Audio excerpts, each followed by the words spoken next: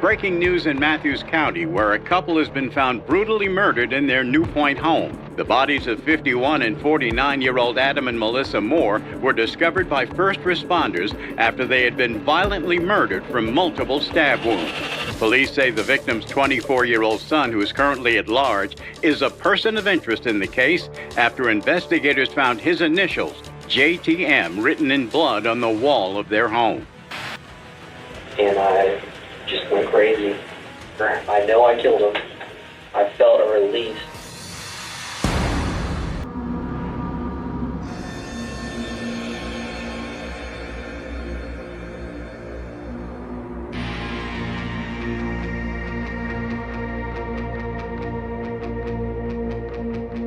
A double homicide investigation in Matthews County. Police charged this man, Jonathan Moore. They say he stabbed his own parents to death, Adam and Melissa Moore. Deputies found their bodies at their home on White Point Lane on Monday. Police say they found Jonathan Moore in Lynchburg yesterday, though, after driving off in his father's truck and arrested him.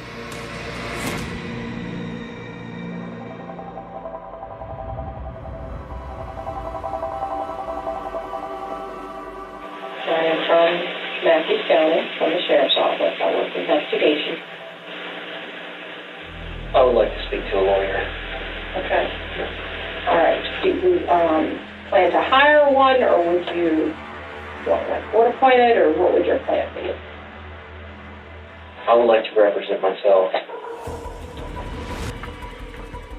So right out of the gate, he's wanting a lawyer. And what does that say about him? I think it goes back to that old saying where a lawyer who represents himself has a fool for a client. And I think that gives us our first glimpse into who he thinks he is. He thinks he's much smarter than what he actually is. He thinks he's much more sophisticated than what he actually is. And what am I being held for? What charges? They're going to go over that with you. Now, that's very interesting to say that, because just because I say the weird word, I don't understand why you can't tell me. But they are serious charges, and they are related to crimes against people. Serious charges for crimes against people in what nature? Homicide. Homicide charges. Mm-hmm. Really?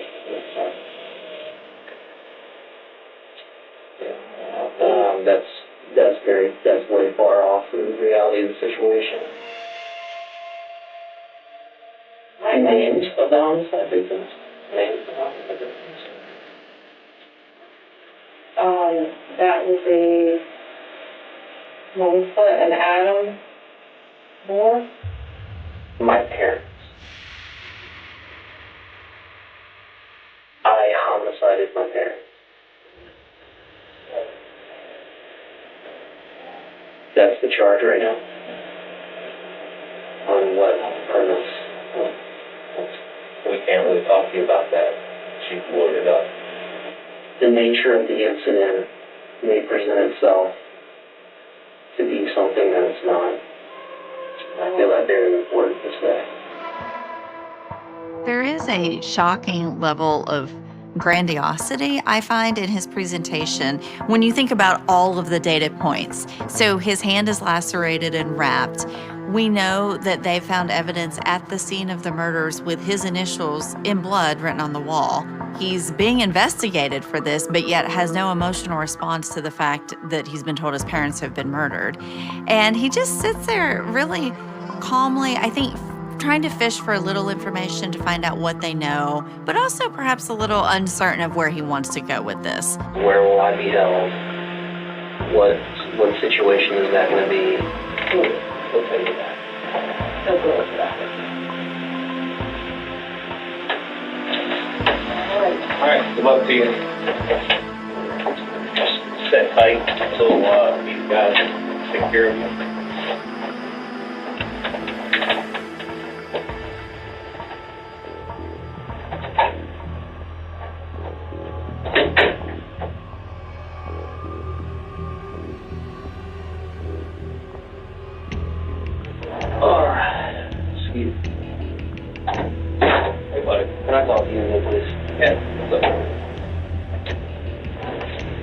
You can check for it. Sorry. But he gets really antsy, a little uncomfortable, because he wants to share his story. He wants to control the narrative here. He cannot sit still and let so much time go by because it's just very boring for him. And, typical of psychopaths is they do need some sort of arousal. They have a propensity towards getting the attention, because if they don't, then there's nothing to them and they're gonna, just be bored and fall apart. So he wants to engage them. We came all the way here from Matthews for homicide. I'm just gonna cut the right now and be completely real with you. Okay?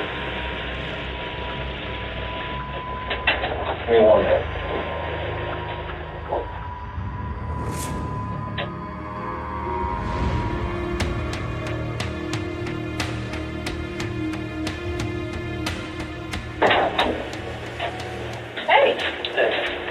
What's that?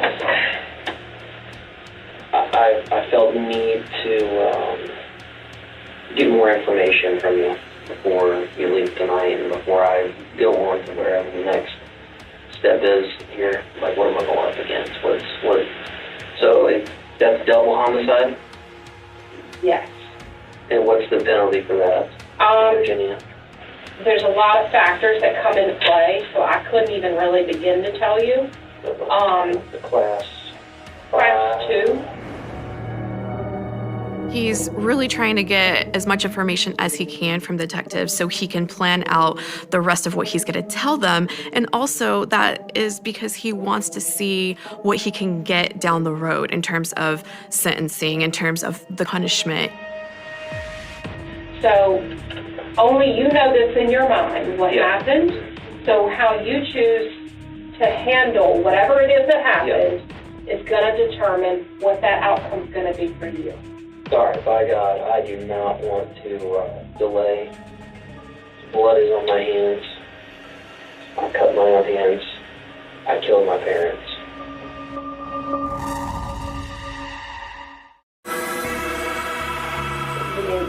Are you just saying, I killed them. figuratively, blood is on your hands, or are you saying you have blood on your hands right now? I went into the house and I knocked on their door in a fit of rage that was built up from years of many, many traumas that were never resolved, and they let me in, and I just went crazy.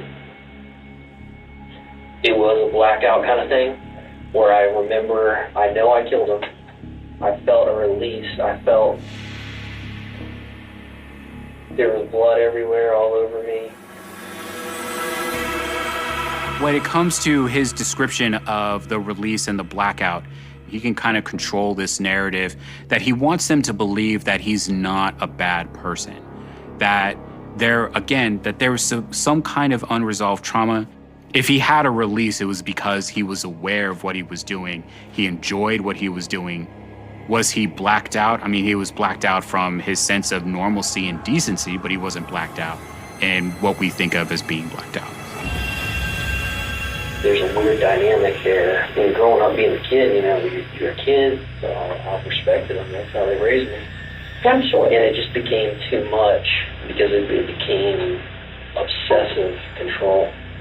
And it became where I just wanted to be a little bit more free to myself and do things on my own. And that trying to find that balance, it was unachievable. And I just reached a peak on the 6th, the night of June 6th, probably around 10 p.m. Went into the house. I was heavily intoxicated on alcohol and not in a clear frame of mind, and heavy in rage, and grabbed some knives out of the block, threw them on my pants, knocked on the door, and just closed, basically.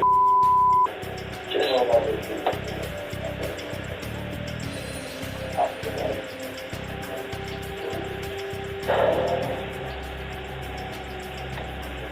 went crazy. Moore describes his parents as overbearing or controlling, and that's very damaging to a psychopath. It's undercutting their emotions, their control. He doesn't want them around because they really chipped at his ego by telling him what to do, when to do it. And I don't like thinking that now that I've done this, that my life is going to be just completely forever. That is, for me, that's the biggest reason why I just want to be really clear and honest right now. Will I be at least in a position where I won't be in danger? Because right now I can't defend myself with my hand being injured. I'm definitely going to need a reset. I got decent size, but I know there's people bigger than me, so I'm not ready for that. I don't know what, if anything, could be arranged for trying to reach something easier for me to be introduced into that, so I'm just getting, I guess I will just get thrown into the fire initially. I can't have them mixed up. Moore is approaching this like a quid pro quo. Like, I gave you something. I gave you a confession. Now you give me something. And now he just wants to move on to the next transaction and to basically get his own instrumental needs met. So that in and of itself, by the way, is callous. There's clearly no remorse for killing his parents. And he doesn't really want to tell the truth. He's basically just saying, yeah, I just told the truth because I want a better outcome for my case. And then he takes it a step further and unbelievably is now asking for concessions. Is this already in the public news? Like, is this... Now, the press, I'm sure you know, they have the right to dig. You said I'll be looked at differently for being honest. Yes, absolutely.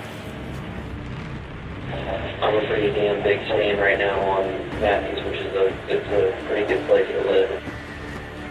Anything else that you need from me before I make that long trip back? What? The cat's alive. Are the cats alive?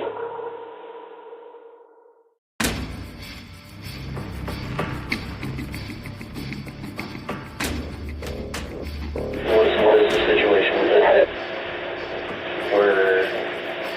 Where are they going? Don't worry about that. Like I said, we're taking care of things. I just don't know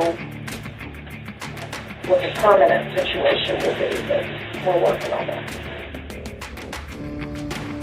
He seems far more concerned about the cats than he does his remaining family and friends in the community. And that's the thing with psychopathy, is that we now think of psychopathy on a continuum. And we know that there are people, for example, who harm animals.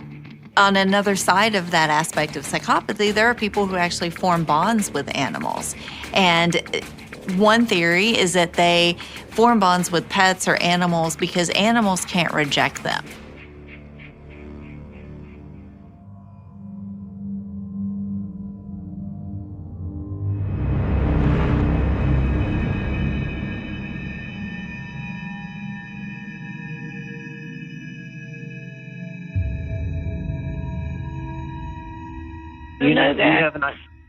Do you have an idea? Are you near a computer?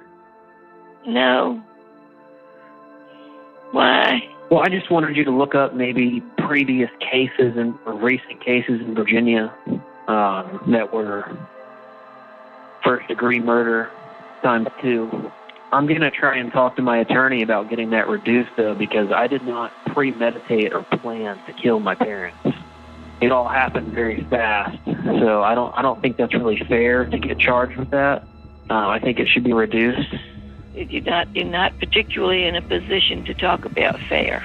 That's unfair to say. I mean, you can't just take the rights away from me because I committed a crime. That would be something that we do to terrorists or in Iran or Afghanistan.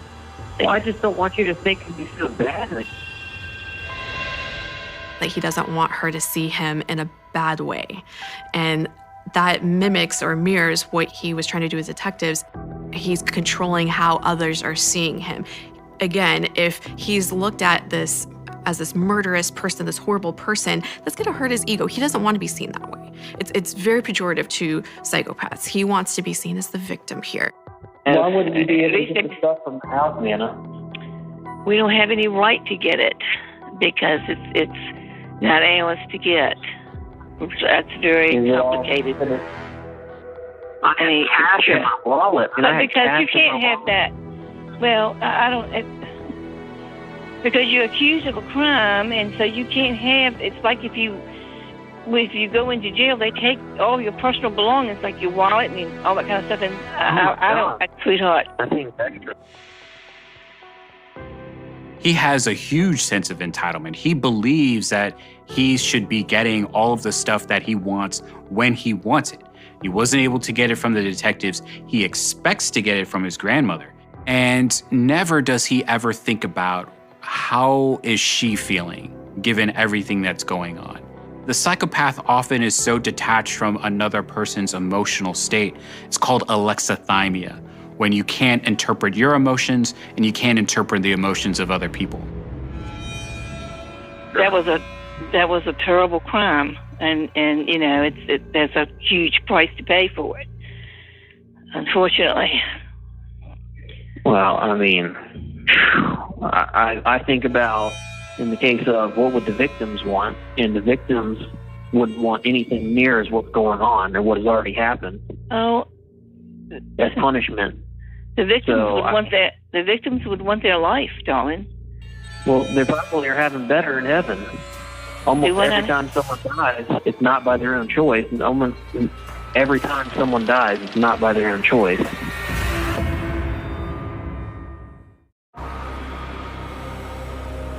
It seems like in my case, it's been extra in multiple different ways so far.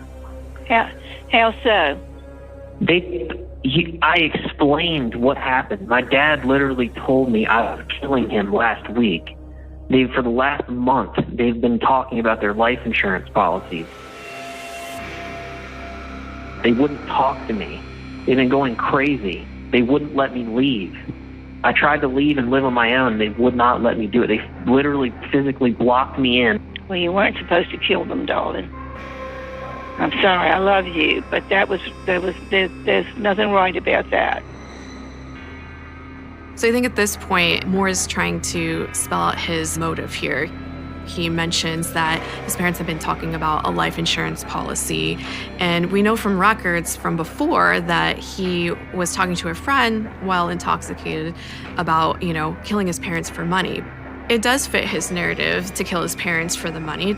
He still wants what they have, which is money.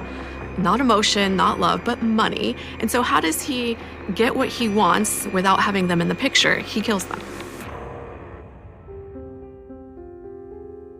How many wrongs make a right? There's no equation for anything that happened. But I feel like there's still no justification for some of the things that happened to me already. And there's no justification for withholding my wallet and my money from me so that I can add to my commissary while I'm here. Yeah, well, whether you think it's justifiable or not, apparently the law does.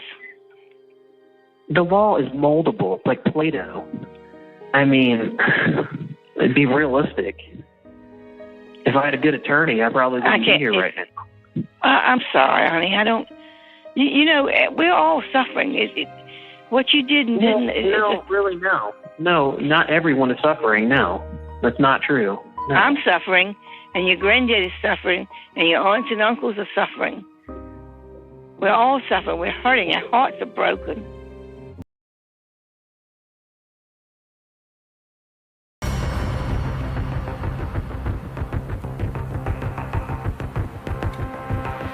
Mark County 911, tell me exactly what happened.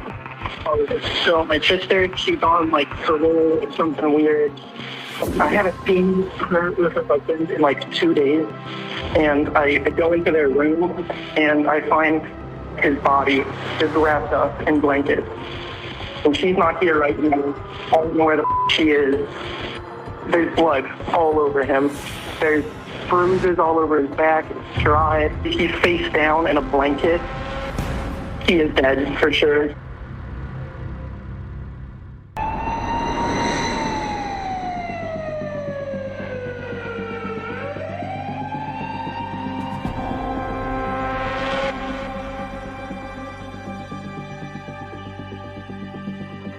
What the crime scene starts to tell authorities is that there is an excess amount of violence. That is far more violence that is required to subdue an individual. There doesn't seem to be anything disturbed in the house. It starts to tell them that likely Roman's killer knew him and there was some emotional attachment between them.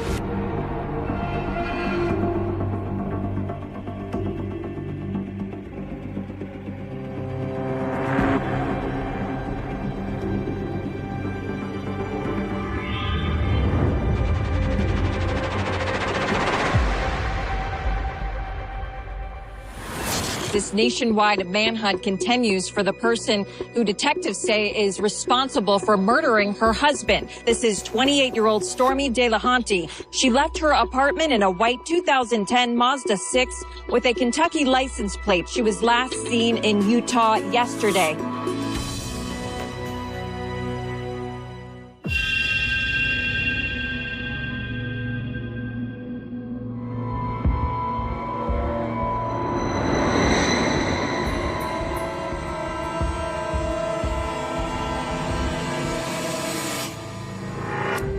This isn't the first time they've had an altercation. Like, one time she was very drunk and she almost killed him. Like, she started choking him out. So your sister, like, she would beat Roman's ass. She could beat Roman's ass. Roman doesn't believe in hitting women, and so he would just take it. I don't know if Roman was texting other girls or something, but he would, like, leave the house at night sometimes, and he'd always say it was drinking. Like drinking with friends, but she never believed that. Like, did that anger her? Him leaving, yes, that very much upset her.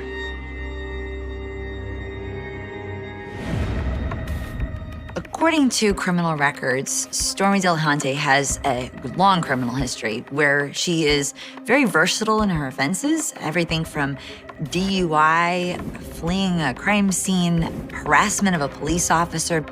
These are all things that speak to somebody that just acts out however she wants, doesn't care about social norms, and even will act out violently, showing that she has very poor behavioral controls. Do you think that Stormy would be capable of having some type of domestic assault while intoxicated? Let's just hypothetically say accidentally or purposely killed Roman. Yes.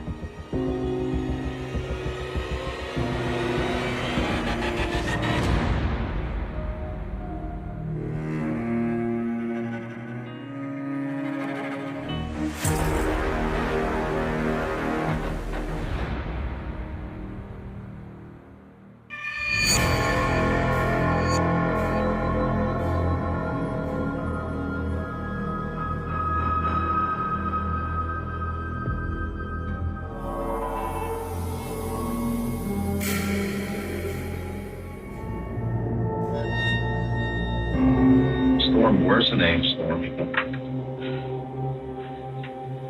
I have all kinds of fun stories for you. So, I was born in 92, right after Desert Storm. Oh, yeah. So, they named me Stormy. I did think about changing it to I love free. What would I name myself then? Stormy, you are like so smart and what you've been through, you know what I mean? You're an interesting person. Yeah. You're smart. Well, what's your degree in? Psychology. And Really? Sociology. I'm smart in some things. You can't give me credit for all of it. So I thought that would be a pretty cool thing because you study like people's minds and, you know, and then you study like how people work together in society. And like I could like just feel normal-ish, you know what I mean? Yeah. She definitely comes across as very nonchalant and casual, not on guard at all. One interpretation of that is that she has that trait of, low emotionality that psychopaths have. She has no personal knowledge of how people's minds work or how you're supposed to function in society, because that's the reason that she chose to study these things. And it was the thing that enabled her to feel normal-ish, which is quite a good description of the fact that psychopaths don't have that direct experience of certain normal human emotions, and they have to study them. I should probably like talk to the attorney and then contact you guys. That's Stormy, right? That's your decision. Right. Okay. Or I could just talk to you guys.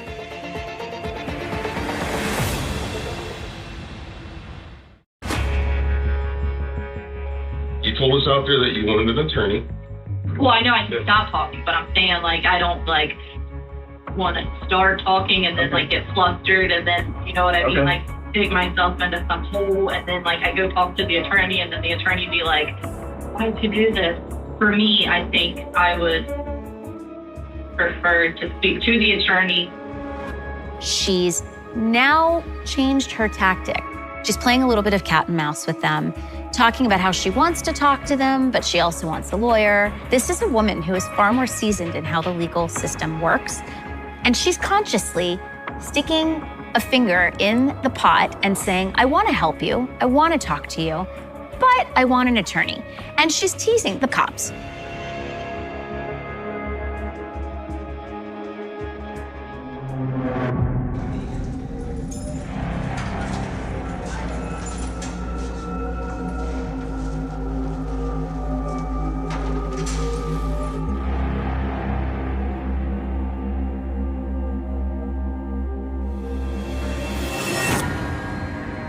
Stormy, I know you're stressed out.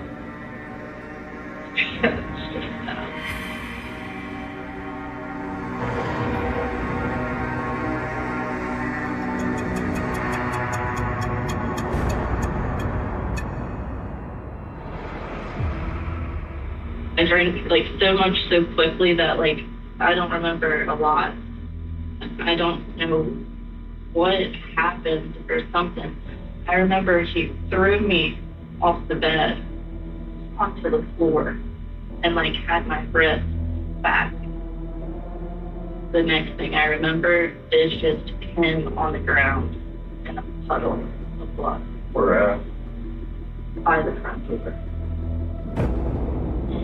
It was like, it wasn't me. You know what I mean? Like, I wasn't consciously in control. I don't know how to describe it, honestly. Like, it was like You were so someone else intoxicated. was like controlling. It was like being like a marionette, you know what I mean? I remember going and getting a towel, and it was like wiping. I guess I kept cleaning. I don't understand how it got to that. Like, what, you know what I mean? Like, it's not like I'm a violent person. I could tell, like, he was dead, you know what I mean? And it was like when I was cleaning that up, it was like I was on like an autopilot. From there, I remember pulling him down to the bedroom.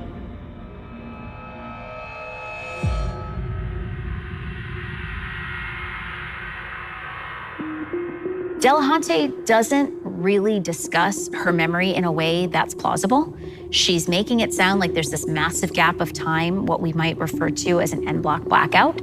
And while her pattern of alcohol use is not inconsistent with a pattern of blackouts, the fact that she keeps changing what she remembers is not how alcohol-induced blackouts work. And Delahunty, again, her narcissism and her own arrogance that she thinks she's just gonna lie her way through these interviews, it starts to come unraveled. So at what point in time during the day did you actually finally come out? I didn't. The whole next day, I didn't. I stayed in my room. The Well, entire day.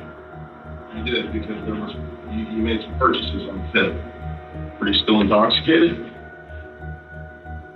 I don't remember coming out at all. I thought I stayed in my room that whole day because I kept drinking.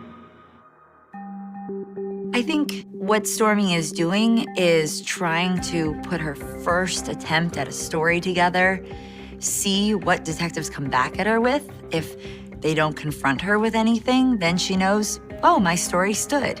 If they confront her with something, she has the ultimate confidence in herself that she can keep evolving the story, come up with a new lie, and a new lie after that.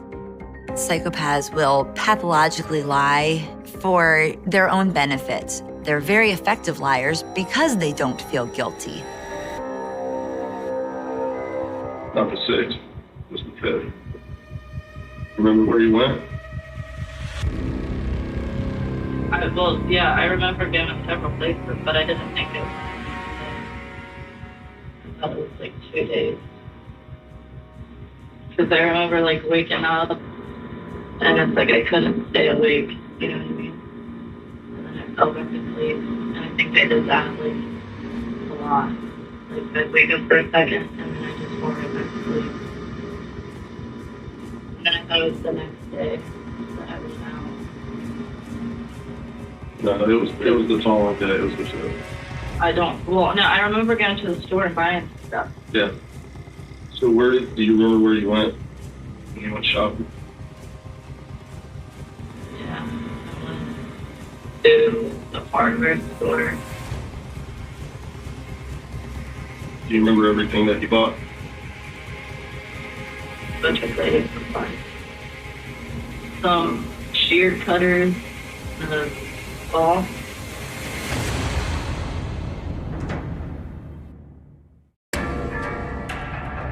First I was thinking like, maybe try to hide it.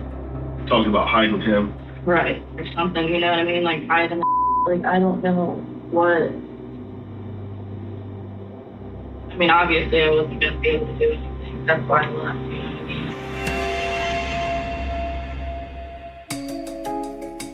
For most of us, we couldn't even fathom harming a human being, much less dismembering them after the fact. It's too horrific and graphic to consider. So for Stormy Delahunty, whether or not she completed the task is almost irrelevant. The fact is she considered doing it, she was open to the idea of doing it, and she actually took functional steps to go purchase equipment to dismember her husband's body.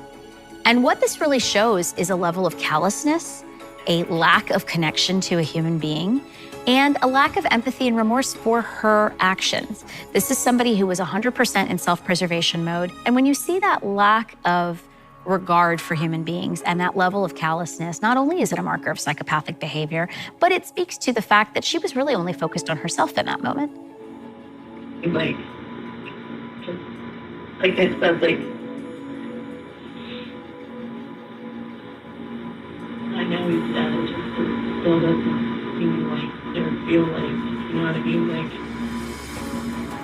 it feels like one big nightmare.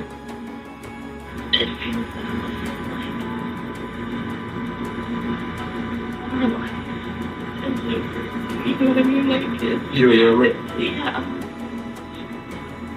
We were like each other's like best friends for like, you know what I mean? Were you ever fearful that Roman was going to leave you at any time? No, that's good. So. There was a very palpable pause in her answer when the detective asks her, did you ever think that he might leave you? My take on her description of their relationship is that it's rehearsed. You know, it's what a psychopath learns to say. From the brother's description, it was hardly that of two best friends. So it's not likely that that's a genuine sentiment. If she wants to be a sympathetic character, she's got to behave a certain way and say certain things. And that's what drives her choices, not because she's genuinely feeling these things. At any point in time, like when you were cleaning up and that stuff, when did you realize those knives were relevant to what happened? Do you recall that? Not really. I think they were sitting on, like, beside him. Racking my brain, just trying to see if there's anything else. I mean, but you don't recall any of the actions that led up to him being stabbed, right? Correct. All black. And that was just the easiest. Auto-violent, like, you know what I mean? It's like I wasn't in control. Sure. You know? I guess it has to be the amount of liquor I can drink, because honestly, no.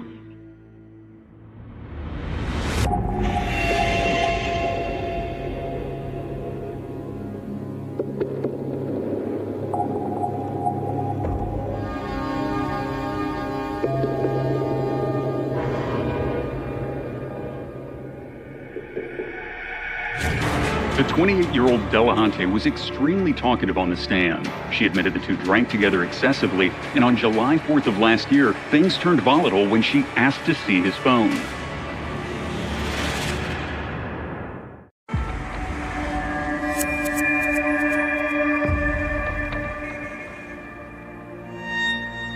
So I'm trying to fumble through his phone, and in the meantime, while I'm like flipping through the music selection, I hit that button twice and it brings up all the open apps on his phone. And so, being the nosy wife, I start flashing through those and I click on his text messages.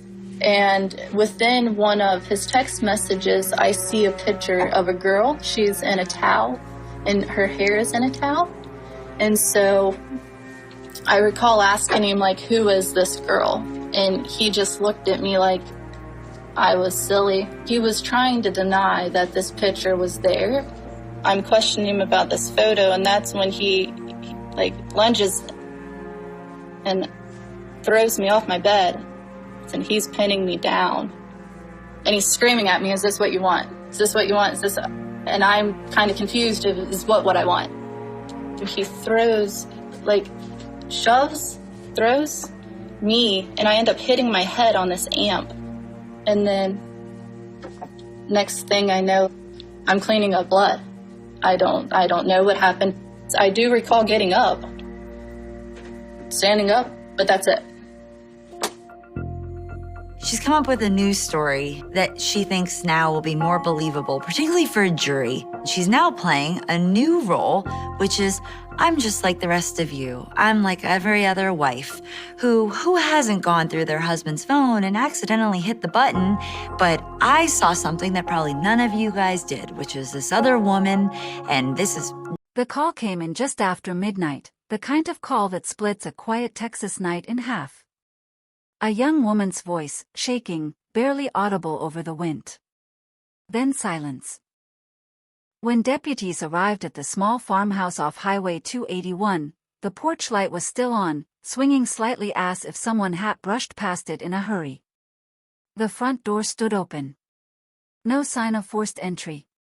No shattered glass. Just a house breathing in the dark, hoarding its secrets. In sight, the television flickered blue across an empty living room. A half-finished glass of sweet tea sweating onto a wooden coffee table. A purse on the couch. Keys still in sight. And down the narrow hallway, something darker than shadow staining the hardwood floor. Her name was Rachel Whitmore. 26 years old. Elementary school teacher. The kind neighbors described as sunshine in boots. She had moved back to her hometown outside San Angelo 2 years earlier, trading Dallas traffic for open skies and Friday night football games. In a county where everybody knew everybody, her face was familiar, trusted, safe. That night in October 1998, Rachel never made it to work the next morning. Crime scene tape snapped in the wind as investigators flooded the property. There were no signs of struggle in the living room. No overturned furniture. No defensive wounds on her hands. The medical examiner would later confirm what deputies already feared. She had been attacked quickly, deliberately.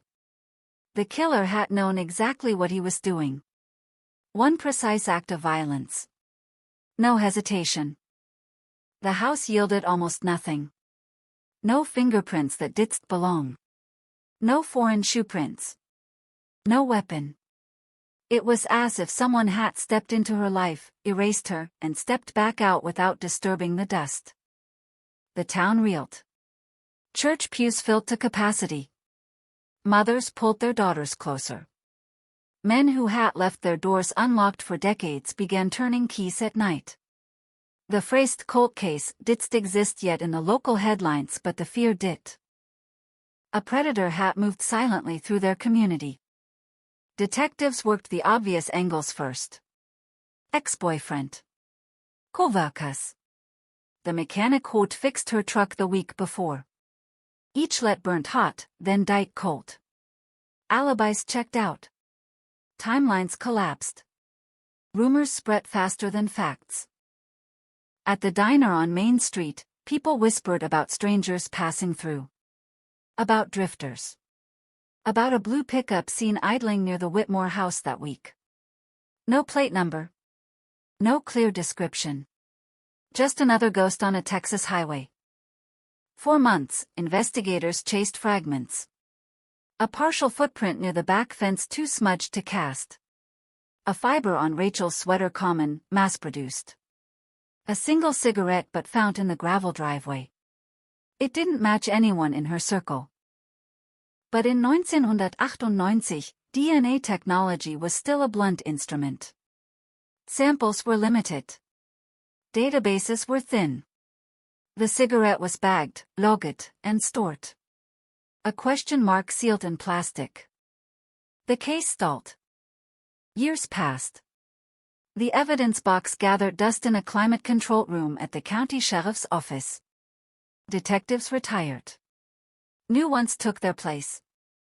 Rachel's photograph remained pinned to the board, her eyes bright, forever 26.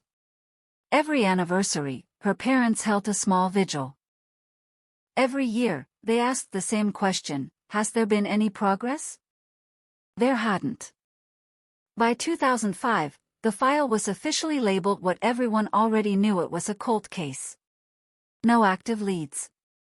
No viable suspects. Just paper. Pages and pages of interviews, forensic reports, timelines mapped in ink that had long since faded to gray. But time does strange things to evidence. It weakens memories. It erodes certainty. And sometimes, it sharpens science. In 2018, a new detective named Luis Herrera reopened the Whitmore file as part of a departmental review of unsolved homicides from the late 90s. Herrera was methodical, almost obsessive. He didn't believe in ghosts. He believed in data. He read every page. Listened to every taped interview. Studied crime scene photos until the details blurred into abstraction. Something bothered him, not what was there, but what wasn't. No forced entry. No chaos. Rachel had either known her killer or had been caught completely off guard. Herrera sent the preserved cigarette but to a private lab specializing in advanced DNA extraction. Technology had changed dramatically since 1998. What once produced partial profiles could now yield full genetic blueprints from microscopic traces. Weeks later, the call came. They had a viable male DNA profile. Herrera ran it through Cody's. No match. He didn't flinch. Instead, he turned to a newer frontier, forensic genealogy. The same technique that had unmasked killers decades after their crimes. It required patience and a gamble. With the Whitmore family's blessing, the DNA profile was uploaded to a public genealogy database that allowed law enforcement access. Then they waited. Months ticked by. Then a hit, not a direct match, but a familial one. A distant cousin. Third or fourth degree. The kind of connection that branches into dozens of possibilities. Genealogists began constructing family trees, mapping bloodlines backward through census records, obituaries, marriage licenses. It was slow, meticulous work. A puzzle made of people. One name began surfacing repeatedly in the right geographic radius. A man who had lived in Tom Green County in 1998. 29 years old at the time. Worked construction. No violent criminal record. Just minor offenses. Traffic violations. A bar fight that never escalated. His name was Daniel Mercer. Mercer had moved out of state in the early 2000s. Married. 2 children. Suburban life in Colorado. By all visible accounts, ordinary. Stable. Invisible. Herrera didn't believe in coincidences. Surveillance began quietly. Detectives in Colorado collected discarded DNA from a coffee cup Mercer left at a diner. It was sent back to Texas. The lab comparison took less than a week. The match was definitive. After 20 years, the cigarette butt in the gravel driveway had a name. When U.S. Marshals approached Mercer outside his home on a Tuesday morning, neighbors watched in confusion. He didn't run. Didn't fight. Just stared as handcuffs clicked shut around his wrists. Reporters would later replay the footage on a loop, a man in khakis and a polo shirt, blinking in the sunlight, as if awakened from a long, inconvenient dream. Back in Texas, the news detonated across headlines. 1998 cold case cracked. DNA breakthrough leads to stunning arrest. The town that had once whispered now shouted. Rachel Whitmore's face returned to front pages, this time beside Macca's booking photo. But arrests are not answers. They are beginnings. In interrogation, Mercer denied everything. Claimed he'd never met Rachel. Couldn't explain how his DNA ended up at her home. Suggested contamination. Coincidence. Conspiracy. His voice steady. Measured. Yet investigators had more than the cigarette now. Re-examined evidence revealed a second trace skin cells beneath Rachel's fingernails too degraded to analyze in 1998. With modern amplification, they aligned perfectly with Mercer's profile. The timeline tightened. Records showed Mercer had worked a roofing job less than 2 miles from Rachel's house the week she was killed. Witnesses from decades ago, re-interviewed, vaguely recalled a tall man with dark hair knocking on doors in the area, offering repair estimates after a storm. A storm. That was how he had entered. No forced entry. No broken locks. Just a stranger with a clipboard and an easy smile. As the case moved toward trial, the community felt the ground shift beneath years of assumption. The killer hadn't been a drifter passing through. He had been there. On their streets. Under their sun. Breathing the same air. Rachel's parents sat in the courtroom every day, hands clasped, eyes fixed forward. Time had carved lines into their faces, but the grief was unchanged. Frozen. Preserved like the evidence that finally spoke. The defense attacked the genealogy method. Questioned the chain of custody. Suggested alternative suspects long cleared. But science held firm. Numbers do not tremble under cross-examination. Outside the courthouse, microphones clustered. Words like a closure floated through broadcasts. But closure is a fragile promise. It cannot rewind a night in 1998. It cannot unspill sweet tea on a wooden table or turn a porch light steady again. What it can do is name the shadow. For 20 years, Rachel Whitmore's killer had been a rumor, a faceless threat carried in bedtime fears and locked doors. Now he had a face. A history. A heartbeat that could be measured and judged. And as the gavel finally fell, echoing through a courtroom packed with reporters and townspeople who had waited half their lives for that sound, one truth settled heavier than the rest: the past does not stay buried. It waits. In evidence lockers. In DNA strands invisible to the naked eye. In the quiet certainty of families who refuse to forget. A Texas night had swallowed a scream in 1998. 2 decades later, science gave it back its voice. The verdict did not end the story. It only tore open a wound that had scarred over too neatly. Because once Daniel Mercer was convicted, once the cameras drifted away and the satellite trucks packed up and the headlines faded from bolt black to yesterday's gray, A different question began to circulate through Tom Green County, low and persistent, like wind through dry grass. How had he walked free for 20 years? In 1998, Mercer had not been a ghost. He had been there. On job sites. In diners. At gas stations along Highway 281 he had shaken hands, made small talk, cashed paychecks. He had stood in line at the same grocery store as Rachel Whitmore's mother 3 days after the funeral. The details surfaced during the reinvestigation. An old receipt timestamped the evening of the vigil, Mercer's debit card used at a supermarket less than a mile from the church. At the time, it meant nothing. Now it felt obscene. Investigators began pulling at threads that had once seemed too thin to matter. In the original case file, buried beneath interview transcripts and lab reports, was a single paragraph, canvas of surrounding area construction crews operating within 5-mile radius. Next to it, a list of company names. One of them employed Daniel Mercer in October 1998. A roofing subcontractor hired to inspect storm damage after a week of violent weather had rolled through the county, hail the size of golf balls, winds strong enough to peel shingles from barns and scatter them across fields like broken cards. Storm chasers.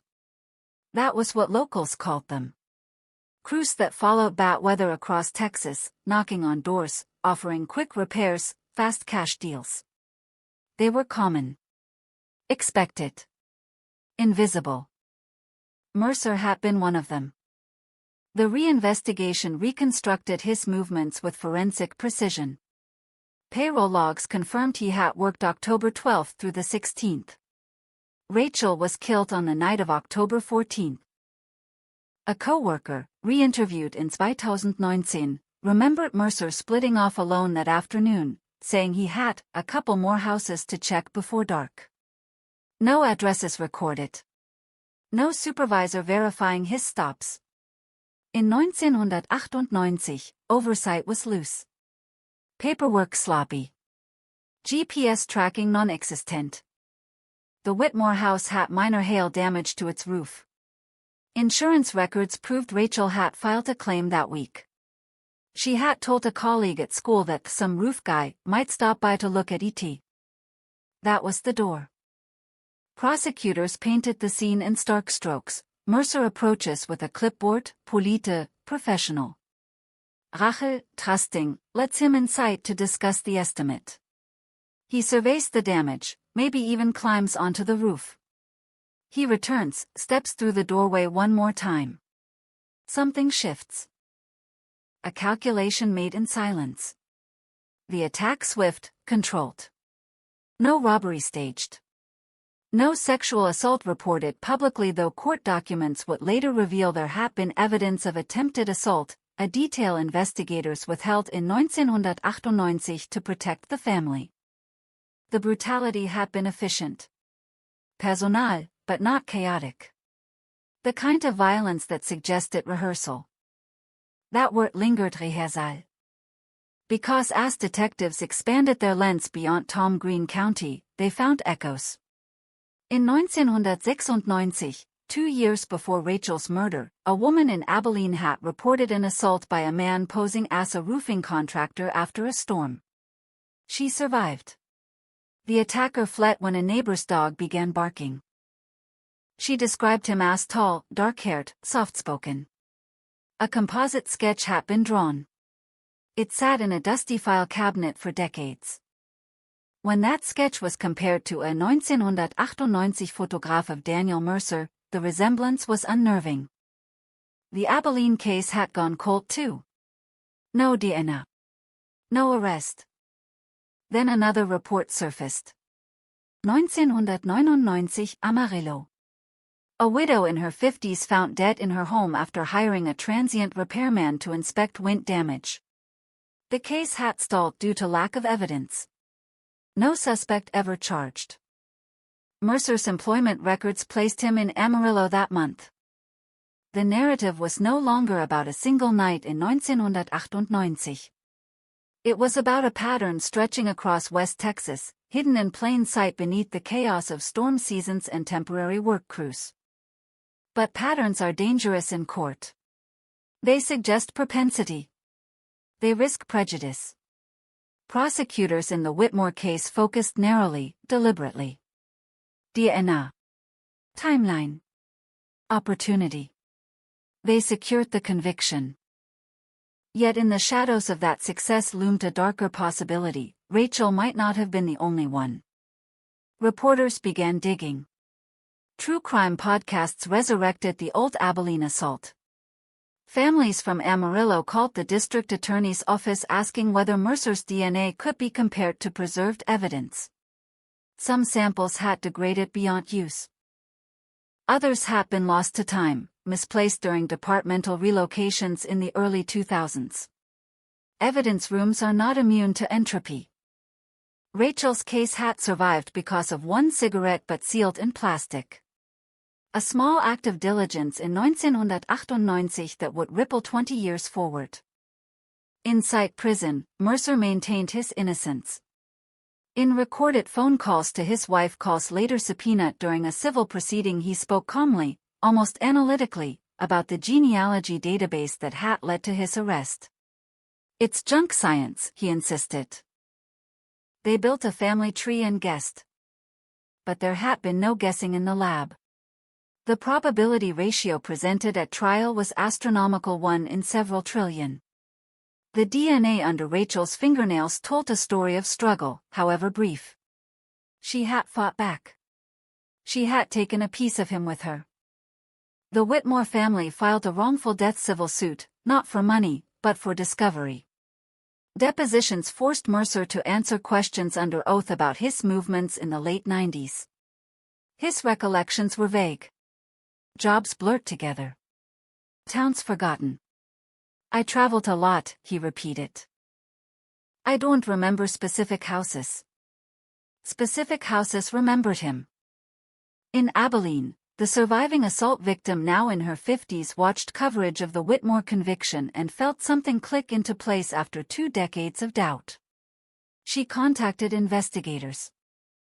A new DNA sample from Mercer was compared against preserved clothing she had kept sealed in a box all these years.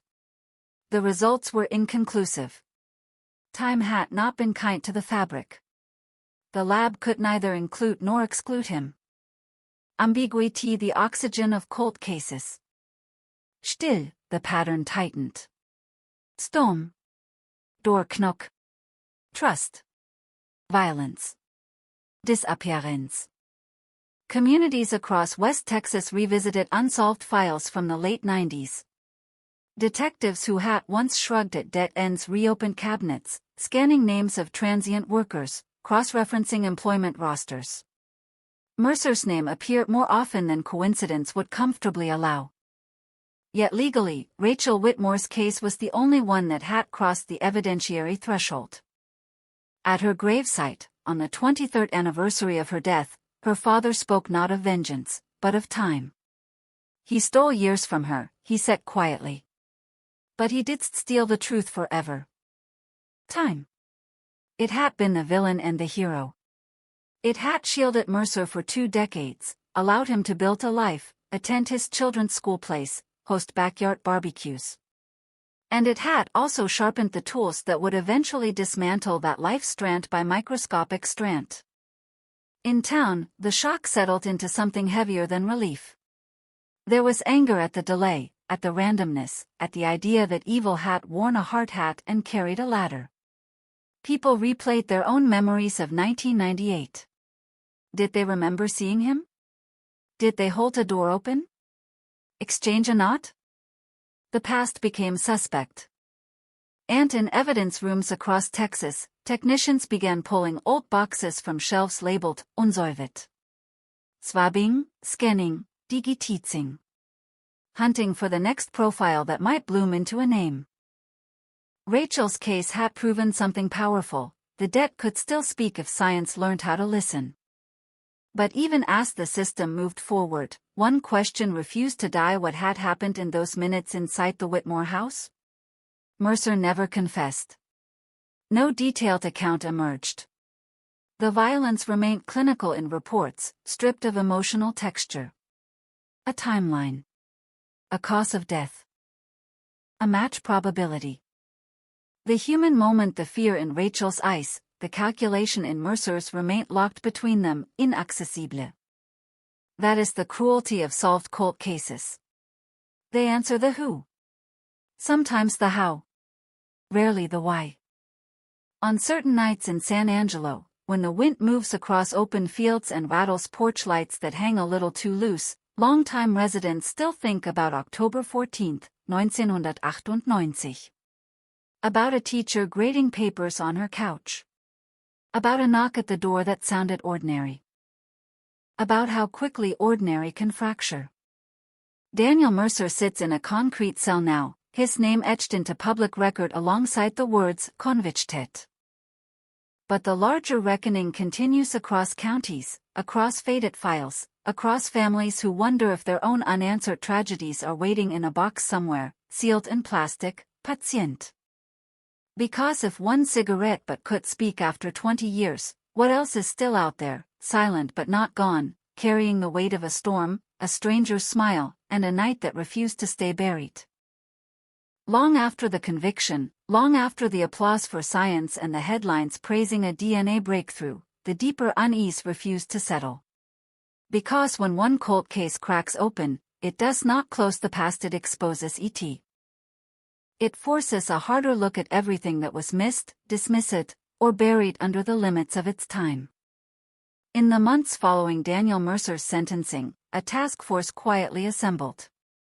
Not announced with press conferences. Not framed as a new manhunt. Just a small group of investigators from multiple counties, comparing notes across dusty jurisdictions that had never thought to speak to one another before. West Texas in the late 1990s had been a patchwork of small departments, each working within its own borders. Storms did not respect borders. Neither did predators. The pattern was no longer theoretical. Oktober 1997, Midland County. A 34-year-old woman reported a man posing as a repair contractor who insisted on inspecting her attic after a hailstorm. She later told police he asked strange questions about whether she lived alone. He left when she refused to let him inside. No crime committed. No follow-up beyond a routine patrol. The report sat in a filing cabinet labeled "Suspicious Person." September 1998, 2 weeks before Rachel Whitmore's murder, a homeowner in Ballinger called authorities about a pushy roofing worker who seemed irritated when told to come back another day. Description: tall, lean, dark hair, late 20s. The deputy who took the call noted the man drove a white pickup with no company logo. The lead went nowhere. After Mercer's arrest, that deputy, now retired, saw the booking photo on television and felt the jolt. He called the task force himself. Investigators began mapping Mercer's employment history with forensic granularity. Not just official payroll, but subcontractor invoices, bank withdrawals, motel receipts. They traced ATM transactions across counties like breadcrumbs. They overlaid those timestamps with police reports involving contractors, transient workers, door-to-door solicitors. A map formed. Red dots across West Texas. Dense clusters after major storms. It was not proof. But it was not random. Meanwhile, Mercer's family fractured under the weight of public scrutiny. His wife filed for divorce within months of his conviction. Neighbors who once described him as quiet but friendly now re-examined every memory with suspicion. Parents at his children's school recalled how he volunteered at field days, grilled hot dogs at fundraisers. The ordinariness of his life became the most disturbing detail of all. In prison interviews, he maintained composure. A local journalist secured a brief recorded statement. Mercer spoke in measured tones, criticizing forensic genealogy, suggesting his DNA had been planted or transferred. "You trust the system too much," he said. They needed someone. But the numbers did not bend. The lab reports remained immutable. DNA beneath fingernails. DNA on a cigarette butt. Two independent samples converging across decades. Yet the question that haunted investigators was not whether Mercer killed Rachel Whitmore. It was whether Rachel had interrupted something that had already begun. In Amarillo, detectives reopened the 1999 homicide of the widow killed after hiring a repairman. The original evidence inventory listed a discarded soda can found in the victim's trash. It had never been tested for DNA. Technology at the time required larger biological samples. Miraculously, the can had been preserved. When swabbed in 2021, the lab recovered partial male DNA. Not enough for a definitive match but enough to suggest the presence of an unknown male contributor. When compared to Mercer's profile, the result was maddening: insufficient for inclusion, insufficient for exclusion. A statistical limbo. Families of other unsolved victims began contacting the task force. Grief, once isolated, found community in shared uncertainty. They attended hearings together. Sat in the back rows during procedural updates. Not demanding arrests, demanding effort. The ripple effect extended beyond Texas. Employment records showed Mercer had briefly worked in Oklahoma in 2000 following a severe tornado season. Investigators there combed through unsolved assaults involving door-to-door contractors. A 2001 attempted break-in in Lawton bore similarities. A man claiming to inspect roof damage, leaving abruptly when confronted by a neighbor. No physical evidence tied Mercer directly to that incident. But the behavioral signature felt familiar. Experts in criminal profiling reviewed the emerging pattern. Organized offender. Opportunistic but methodical. Target selection based on vulnerability and access. Storm damage provided a socially acceptable pretext for entry. The uniform jeans, boots, clipboard acted as camouflage. Violence delivered quickly to minimize resistance.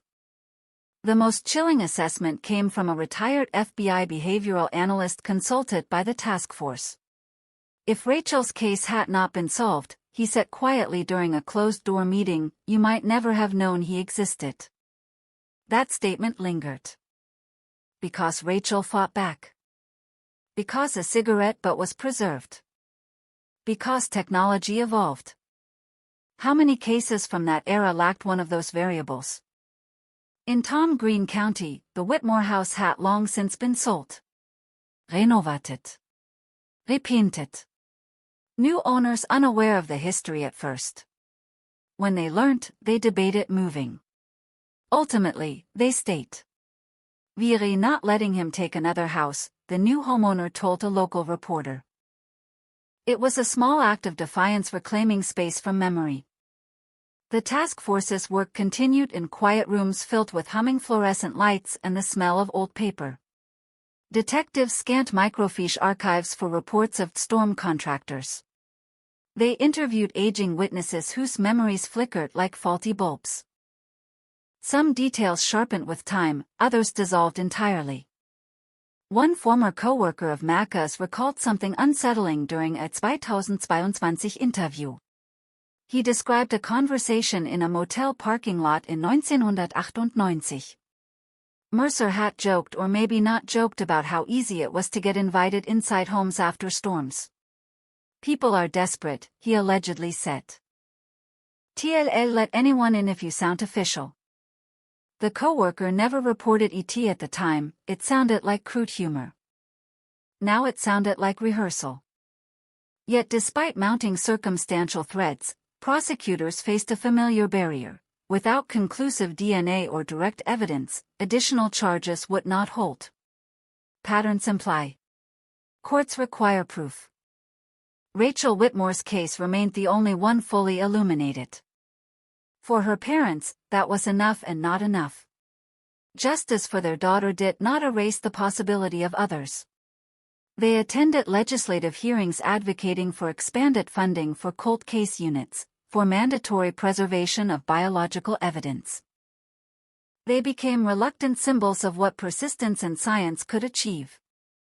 At night, the town of San Angelo returned to its rhythms. High school football games. Church potlucks. The hum of pickup trucks along open roads. But beneath that normalcy lingered a recalibration of trust. Doors once left unlocked were now checked twice. Strangers with clipboards faced sharper scrutiny. The phrase cold case no longer meant forgotten. It meant waiting. And somewhere in a prison cell, Daniel Mercer read legal briefs by fluorescent light, filing appeals that argued technicalities, chain of custody, constitutional overreach in genealogy databases. His handwriting in court documents was neat, deliberate. Controlled. Control had always been central. Investigators studying his background found no documented history of violence before 1998. No childhood record suggesting escalation. No clear trigger. Just a man who learned how to exploit chaos, storms tearing through towns, insurance claims piling up, homeowners distracted by damage. Chaos creates opportunity. Opportunity reveals intent. As years passed from the conviction, the task force gradually narrowed its focus. Some red dots on the map faded under scrutiny. Alibis verified. Timelines disproven. But a handful remained stubbornly bright unresolved homicides where Mercer's presence could be placed nearby, though not conclusively in sight. The uncertainty became its own form of haunting. Because the truth about predators like Mercer is not always contained within a single courtroom verdict. It stretches outward, touching places that may never see closure. In the archives of West Texas law enforcement, boxes once labeled inactive now carry fluorescent stickers reading DNA pending. Evidence technicians handle decades-old envelopes with gloved reverence. Each swab, each retest, carries the possibility of another name emerging from silence. Rachel Whitmore's story began as a tragedy swallowed by a dark October night. It became a headline about a cold case cracked. But its deeper legacy is quieter, more relentless, a reminder that time does not erase violence. It preserves it in fibers, in cells, in fragments too small to see until science catches up. And as long as there are storms sweeping across open plains, as long as there are doors answered in trust, the echo of 1998 will move through West Texas like distant thunder, a warning carried on the wind, asking how many secrets still wait inside sealed evidence bags, patient, invisible. And not yet done speaking. By the time the 4th anniversary of Mercer's conviction passed, the story had shifted again. It was no longer just about a predator who had hidden behind a clipboard and a storm. It was about a system racing against its own past. Evidence rooms across West Texas had become time capsules, and inside them lay the uncomfortable truth: Rachel Whitmore had not been failed by a lack of effort in 1998, she had been failed by the limits of the era.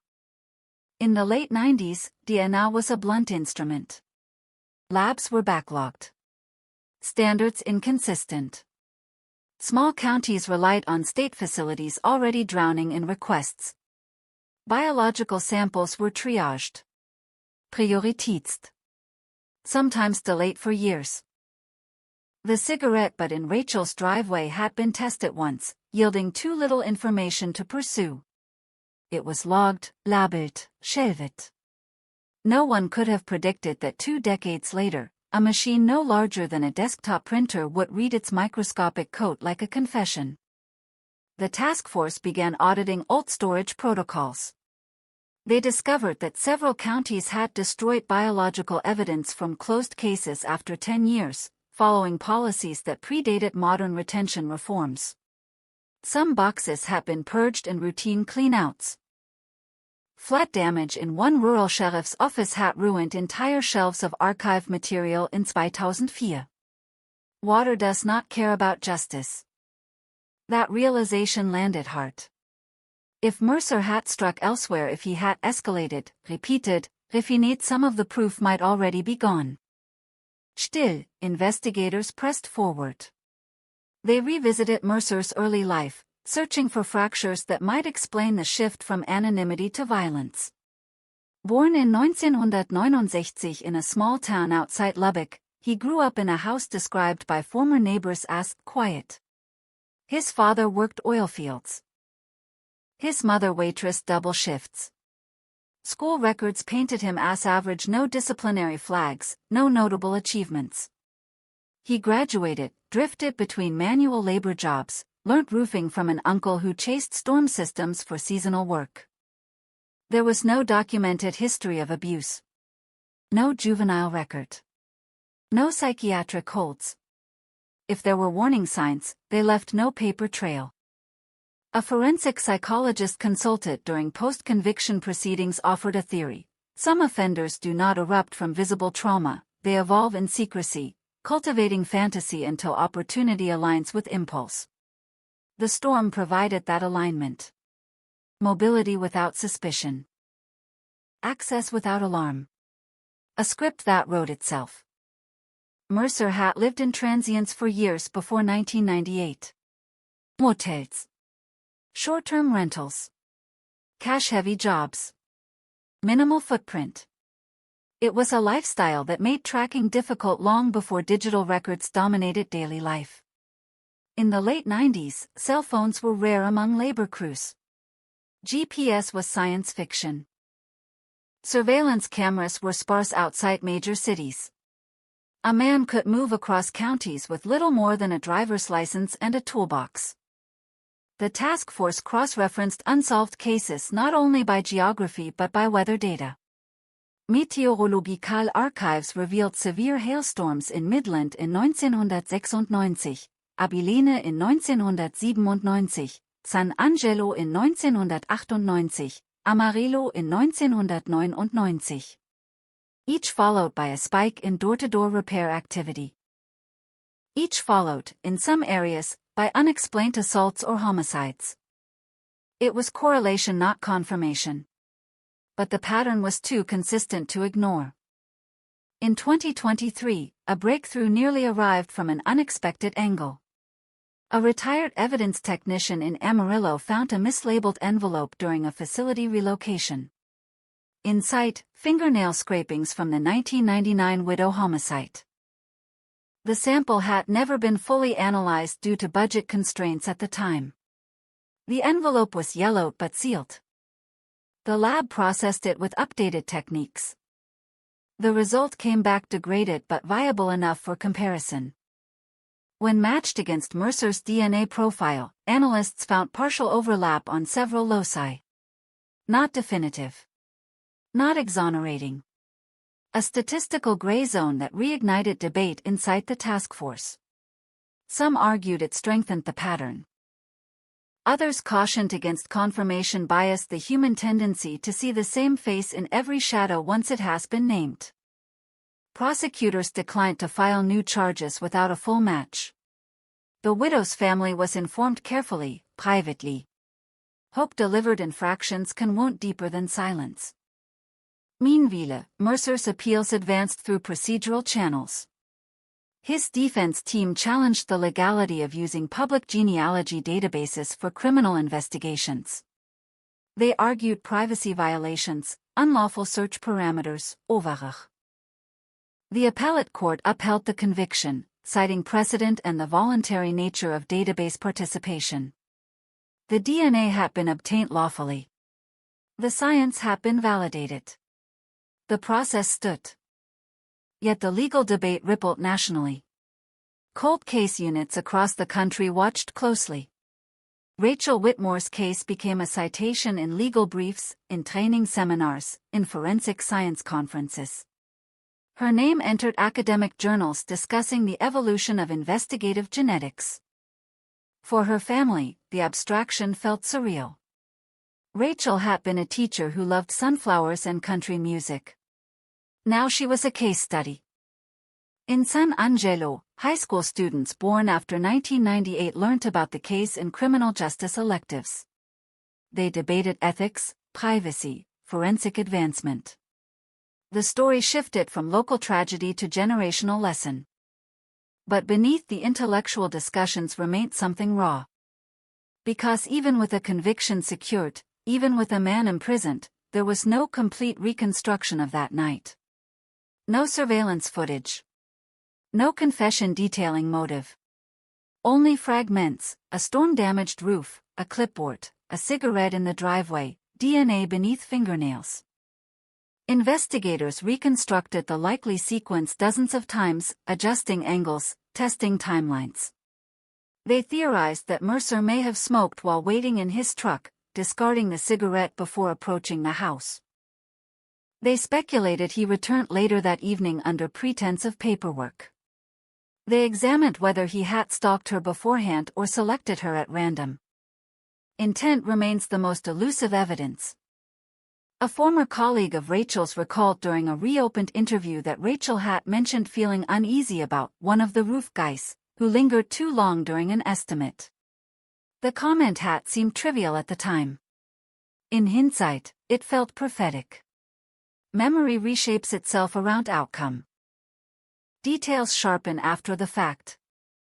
The task force eventually narrowed its open parallel reviews from dozens of cases to 5 with plausible geographic and temporal overlap. 5 families waiting for clarity.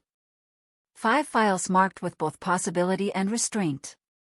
Years passed. Mercer aged behind bars. His hair thinned. His appeals dwindled. The storm seasons continued across Texas, relentless as ever. New contractors knocked on new doors, now required by law to carry verifiable licensing and digital identification badges, reforms partially inspired by cases like Rachel's. Change rarely announces its origins. It grows quietly from tragedy. In the Whitmore home now occupied by a different family, painted in a different color, children play in the yard where crime scene tape once fluttered. Life has a way of reasserting itself over coordinates of violence. Yet for those who remember 1998, the address will always carry an echo. The deeper question lingers still: was Mercer a singular predator who seized one fatal opportunity, or a serial opportunist whose full history will never be entirely known? The evidence offers hints but not absolutes. Science can illuminate strands of truth. It cannot resurrect every lost fiber. Cold cases are often described as frozen in time. But they are not frozen.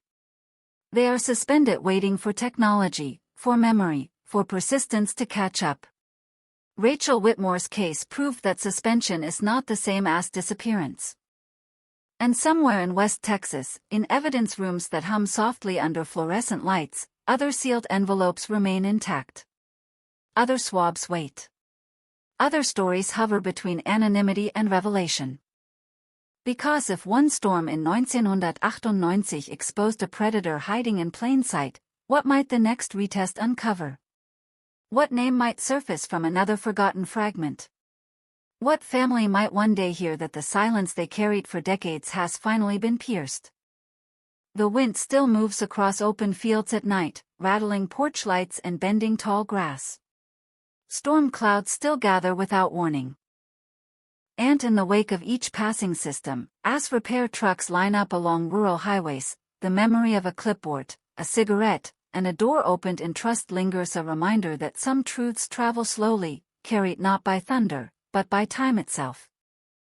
The longer investigators stared at the map, the more it began to resemble a weather chart.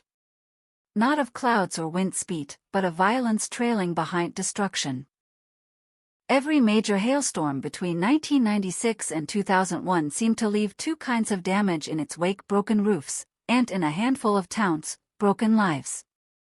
The task force stopped thinking in terms of counties.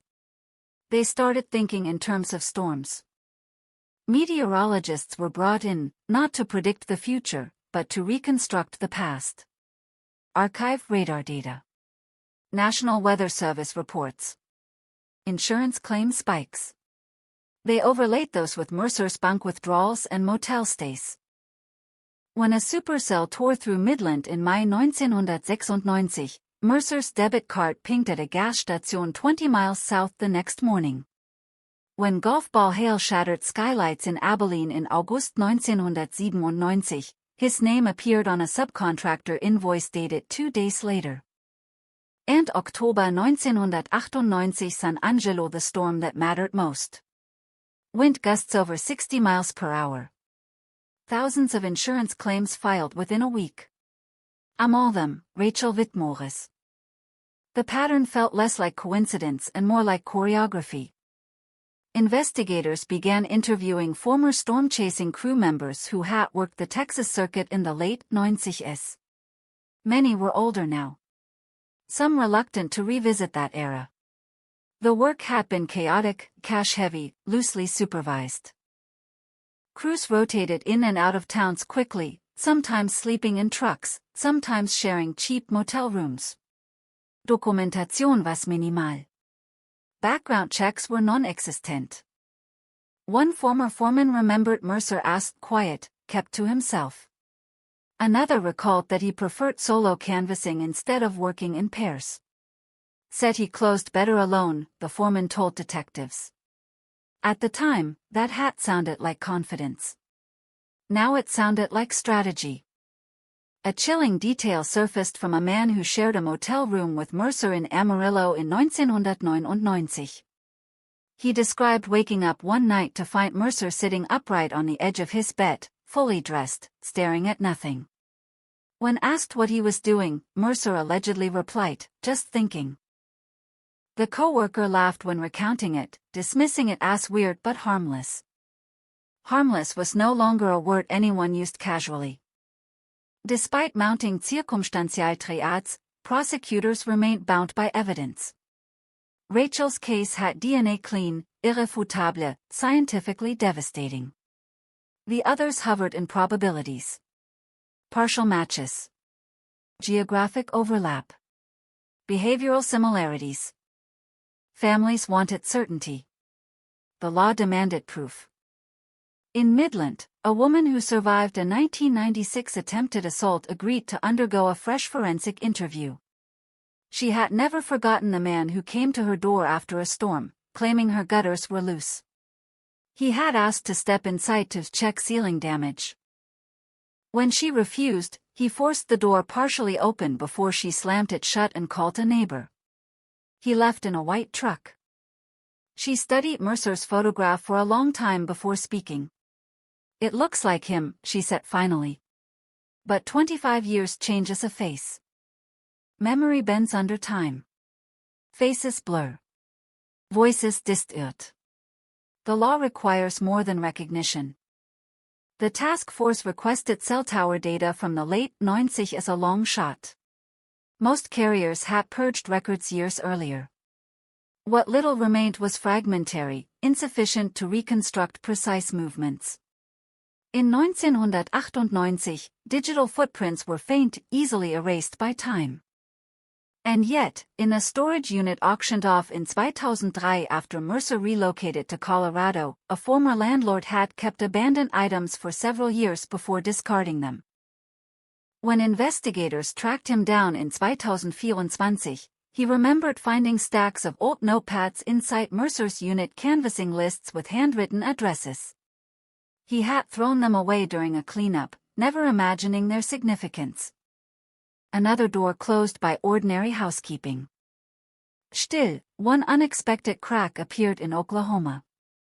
A 2000 sexual assault case in a suburb outside Oklahoma City had preserved a rape kit that went untested for years due to backlog. When the backlog was finally addressed in 2022, the DNA profile entered Cody's returned no match until Mercer's profile was added following his Texas conviction. The hit was partial but strong enough to prompt deeper analysis. Investigators flew to Oklahoma. The victim, now in her 40s, had long believed her case would never move. She remembered the man introducing himself as a contractor inspecting tornado damage. She remembered the clipboard. The boots. The calm voice. When shown Mercer's photo, she did not hesitate. "That's him." The DNA comparison required weeks of meticulous confirmation. Contamination ruled out. Chain of custody verified. Statistical probability calculated to scientific certainty. This time, the match held. A new arrest warrant was issued. Mercer, already serving a life sentence in Texas, was formally charged in Oklahoma.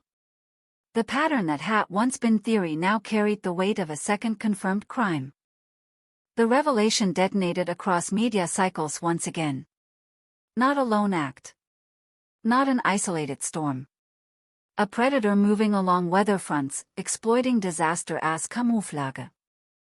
Back in Texas, the task force re-examined every unresolved file with renewed urgency.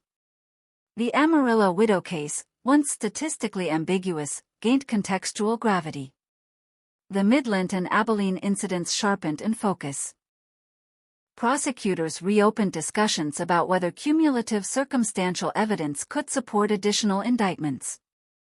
Rachel Whitmore's parents attended the Oklahoma arraignment quietly, sitting in the back row. They were not obligated to be there. Their daughter's case had been adjudicated. But grief builds alliances across state lines. Mercer appeared thinner, older, but still composed. He entered a not guilty plea. His defense strategy mirrored the Texas approach: challenge the science, question database integrity, suggest mishandling decades-old evidence.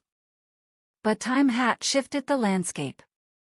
Jurors in 2026 were not skeptical of DNA in the way jurors in 1998 might have been. Genetic evidence had become part of public understanding, woven into everything from ancestry kits to nightly crime dramas. The mystique was gone. The math remained. As the Oklahoma case advanced, something changed in the tone of the investigation. The question was no longer whether Mercer had killed once, or even twice. It was how many opportunities he had encountered between storms. Investigators revisited insurance claim lists from counties where Mercer had worked but no known violent crimes had been reported. They interviewed homeowners who remembered nothing unusual, and that absence itself was unsettling. A predator does not strike at every door. He selects. Evaluates. Withdraws when risk outweighs impulse. That meant there were likely dozens of homes where Mercer stood on porches, smiled politely, and walked away. The randomness was an illusion. The control was deliberate.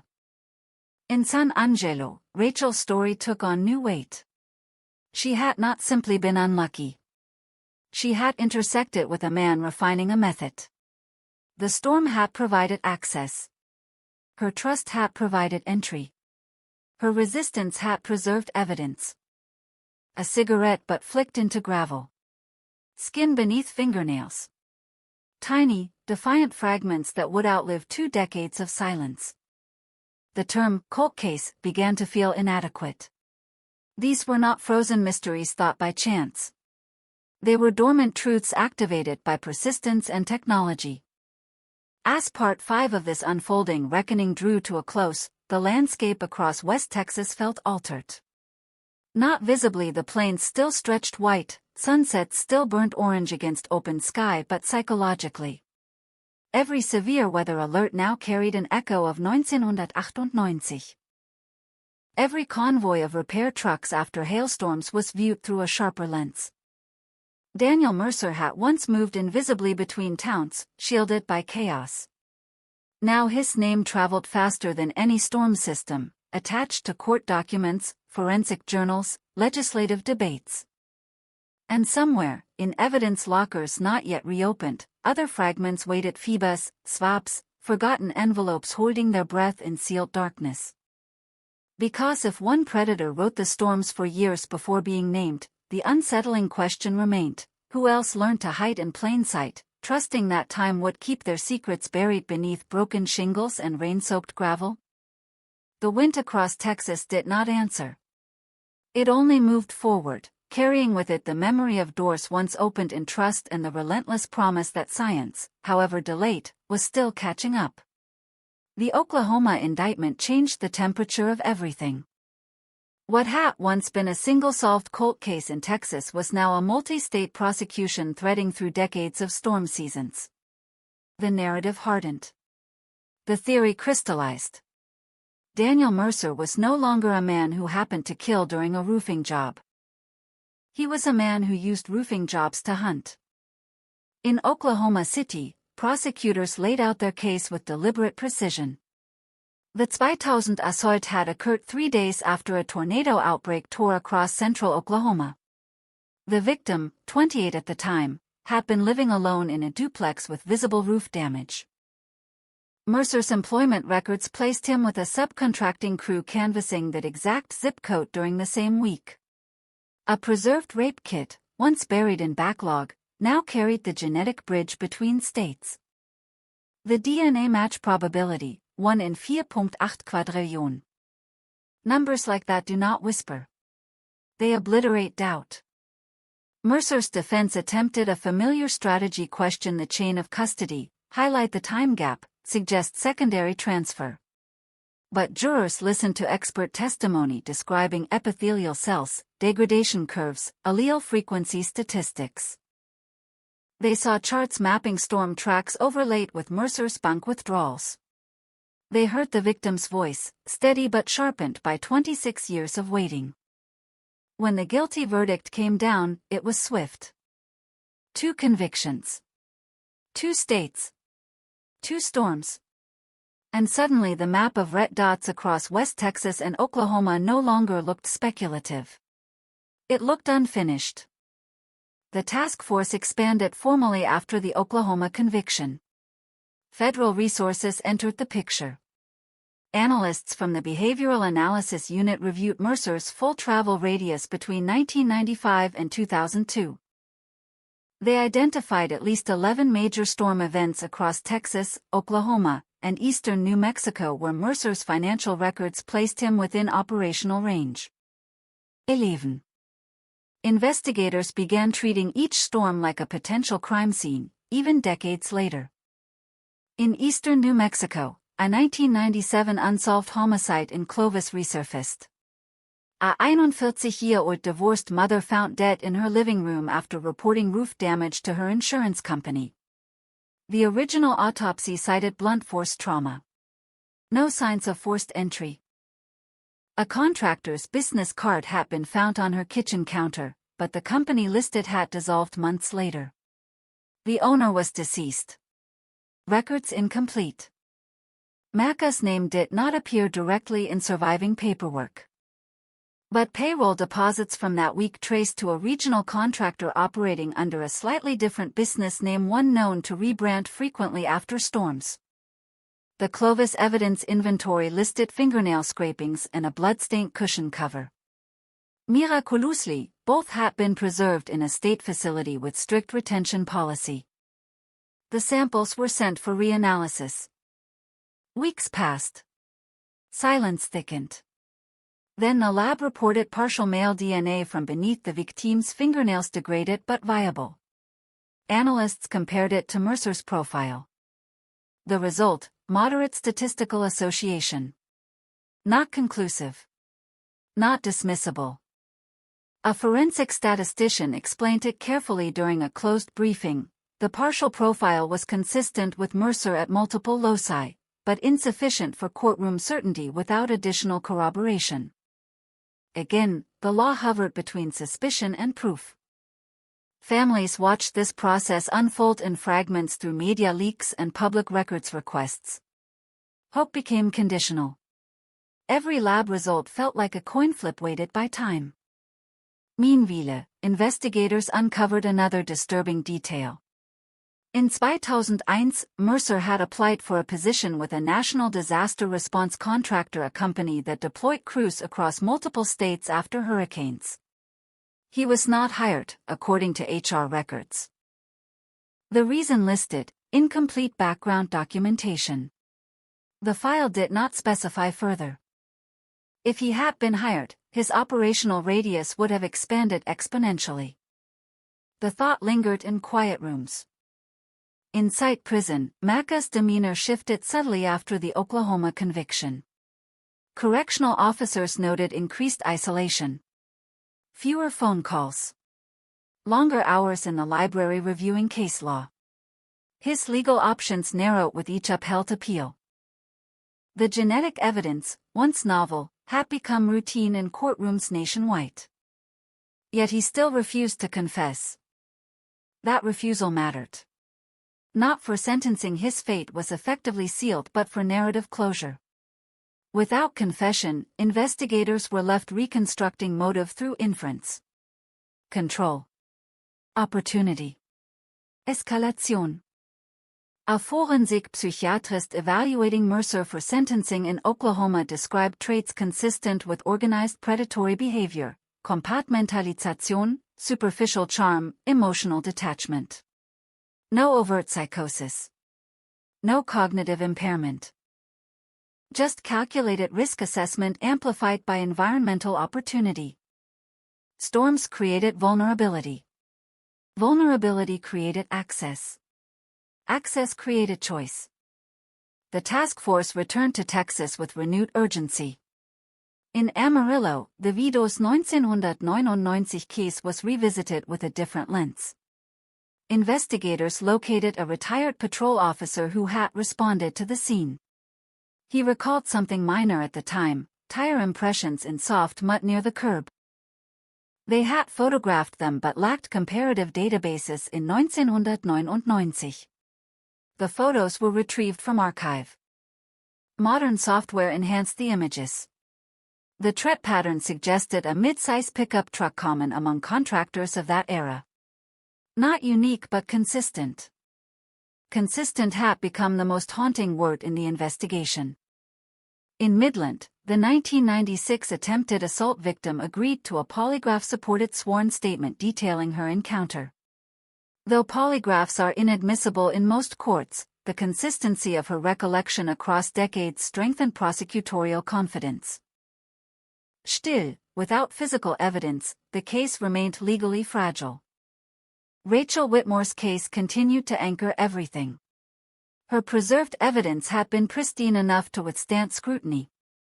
Her resistance had left genetic trace. She had, unknowingly, become the fulcrum upon which a multi-state reckoning pivoted. Community response evolved from shock to vigilance. Licensing laws for post-storm contractors tightened across Texas and Oklahoma.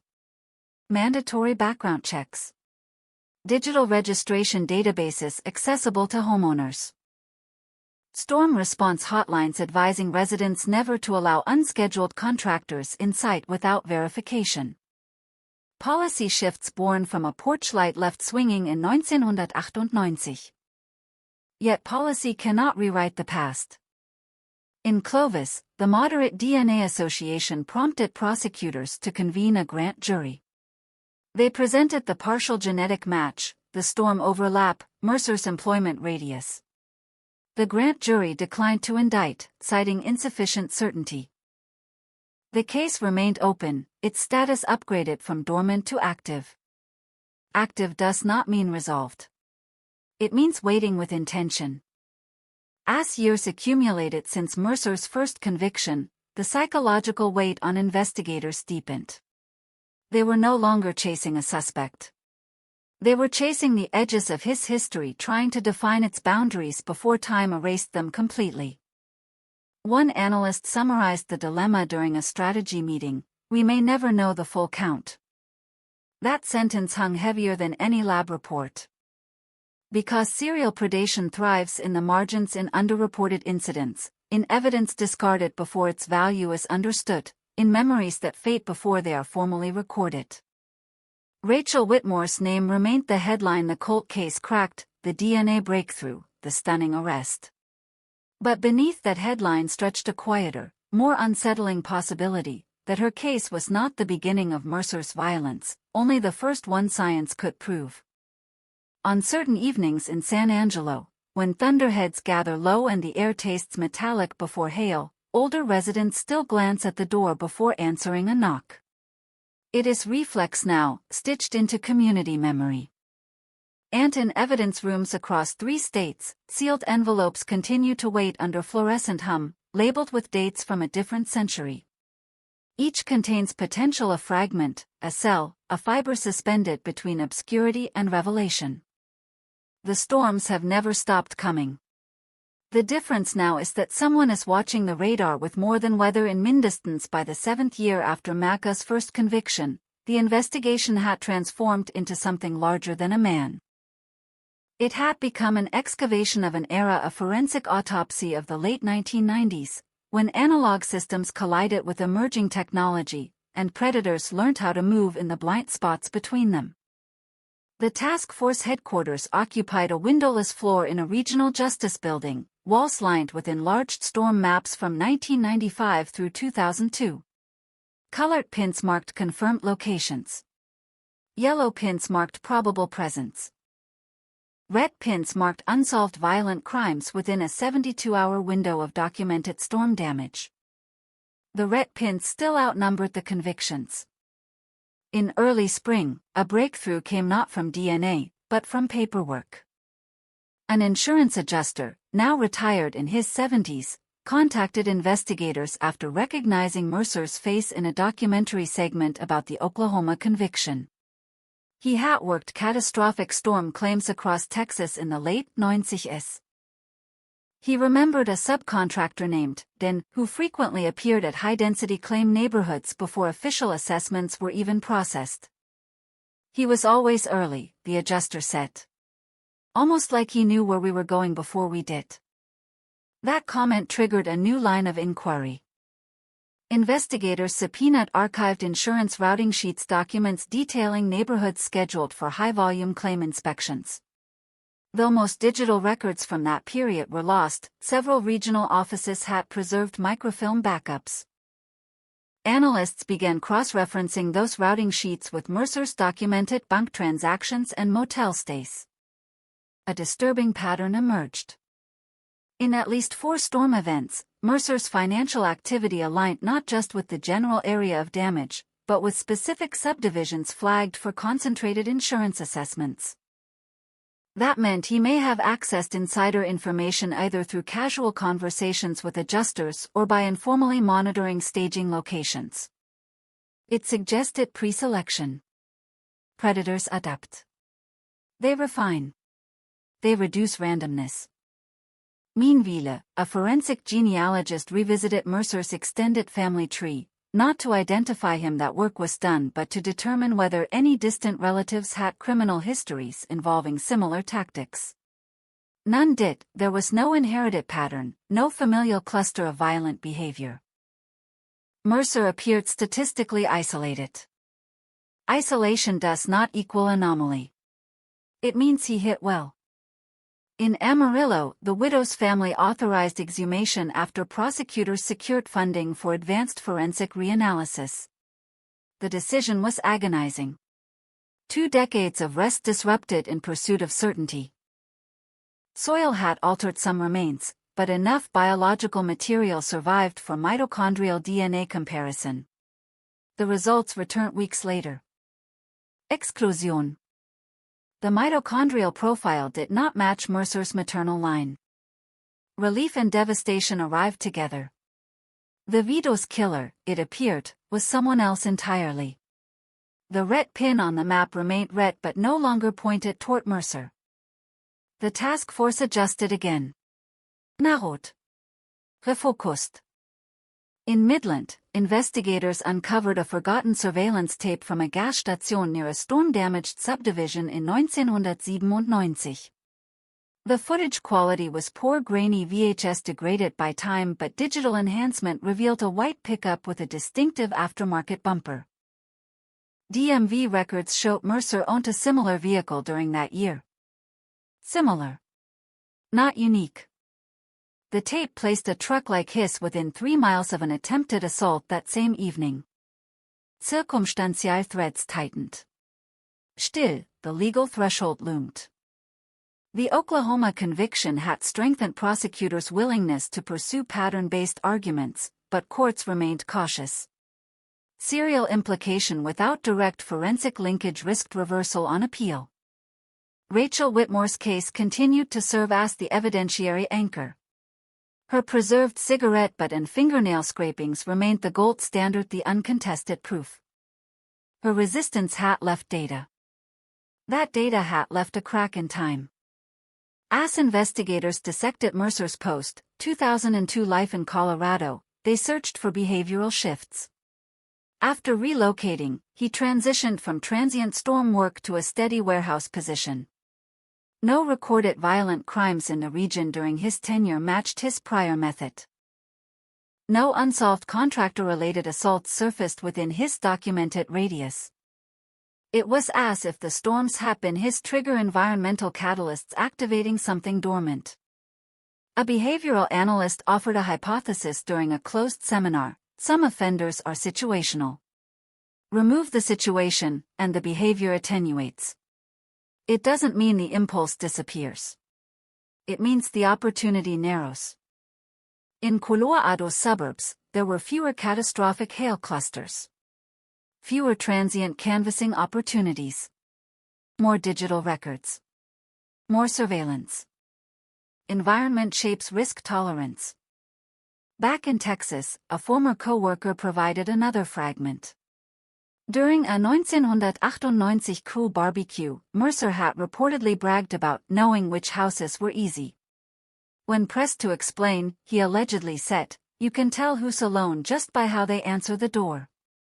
That sentence settled heavily in the room when it was read aloud during task force review. Selection was not random.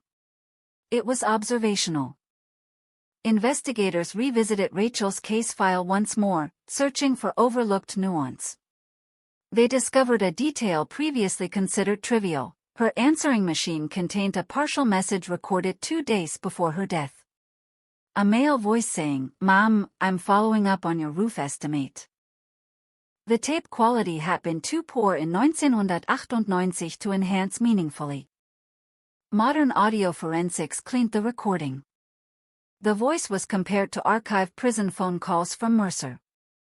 The result: high likelihood of match based on vocal pattern analysis, though not admissible as primary evidence. Still, it added texture to the timeline. He had called first. Established legitimacy. Created familiarity. Predation disguised as customer service. As Part 7 of this reckoning unfolded, the investigation felt less like a straight line and more like concentric circles radiating outward from a single night in October 1998. Some circles intersected with proof. Others faded into probability. The emotional toll on investigators became visible. Younger detectives rotated off the task force after years of immersion in archived violence.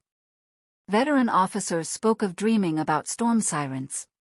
Of seeing red pins when they closed their eyes. Because the question that refused to die was not whether Mercer killed Rachel Whitmore. That had been answered. It was whether Rachel had been the first confirmed chapter of a longer, partially erased story. Communities adapted in subtle ways.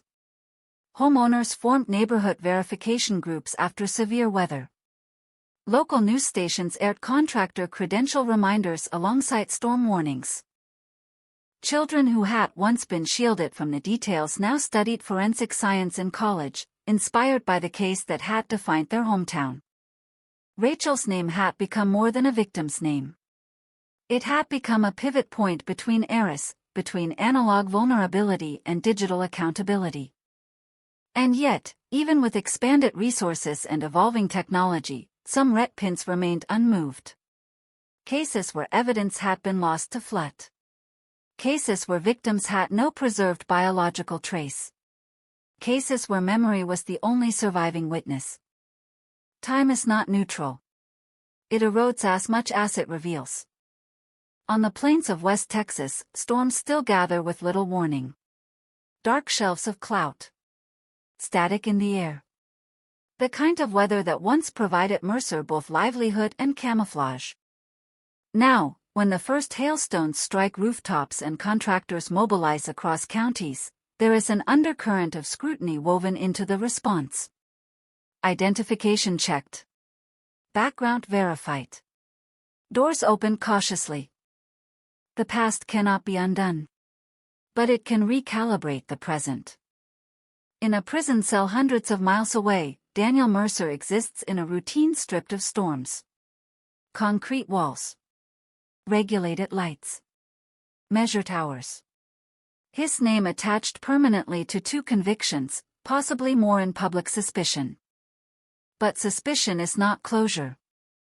And somewhere, in sealed envelopes still waiting under humming fluorescent lights, answers may yet exist dormant, patient, bound to surface only when the next breakthrough catches up to what the wind once carried across broken roofs and unsuspecting doors.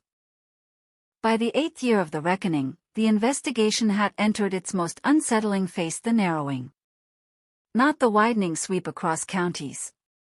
Not the explosive expansion after Oklahoma. The narrowing that comes when possibilities collapse, when some red pins are pulled from the board, when others remain stubborn and silent. It is easier to chase a monster in the abstract. Harder to accept the limits of proof. The task force divided Mercer's known operational window into 3 tiers: confirmed, highly probable, and indeterminate. Rachel Whitmore confirmed. Oklahoma confirmed. Clovis indeterminate. Midland attempted assault highly probable but uncharged. Abilene probable but unprovable. Several others quietly downgraded after alibis held under re-examination. The red pins thinned. For some families, that thinning brought relief.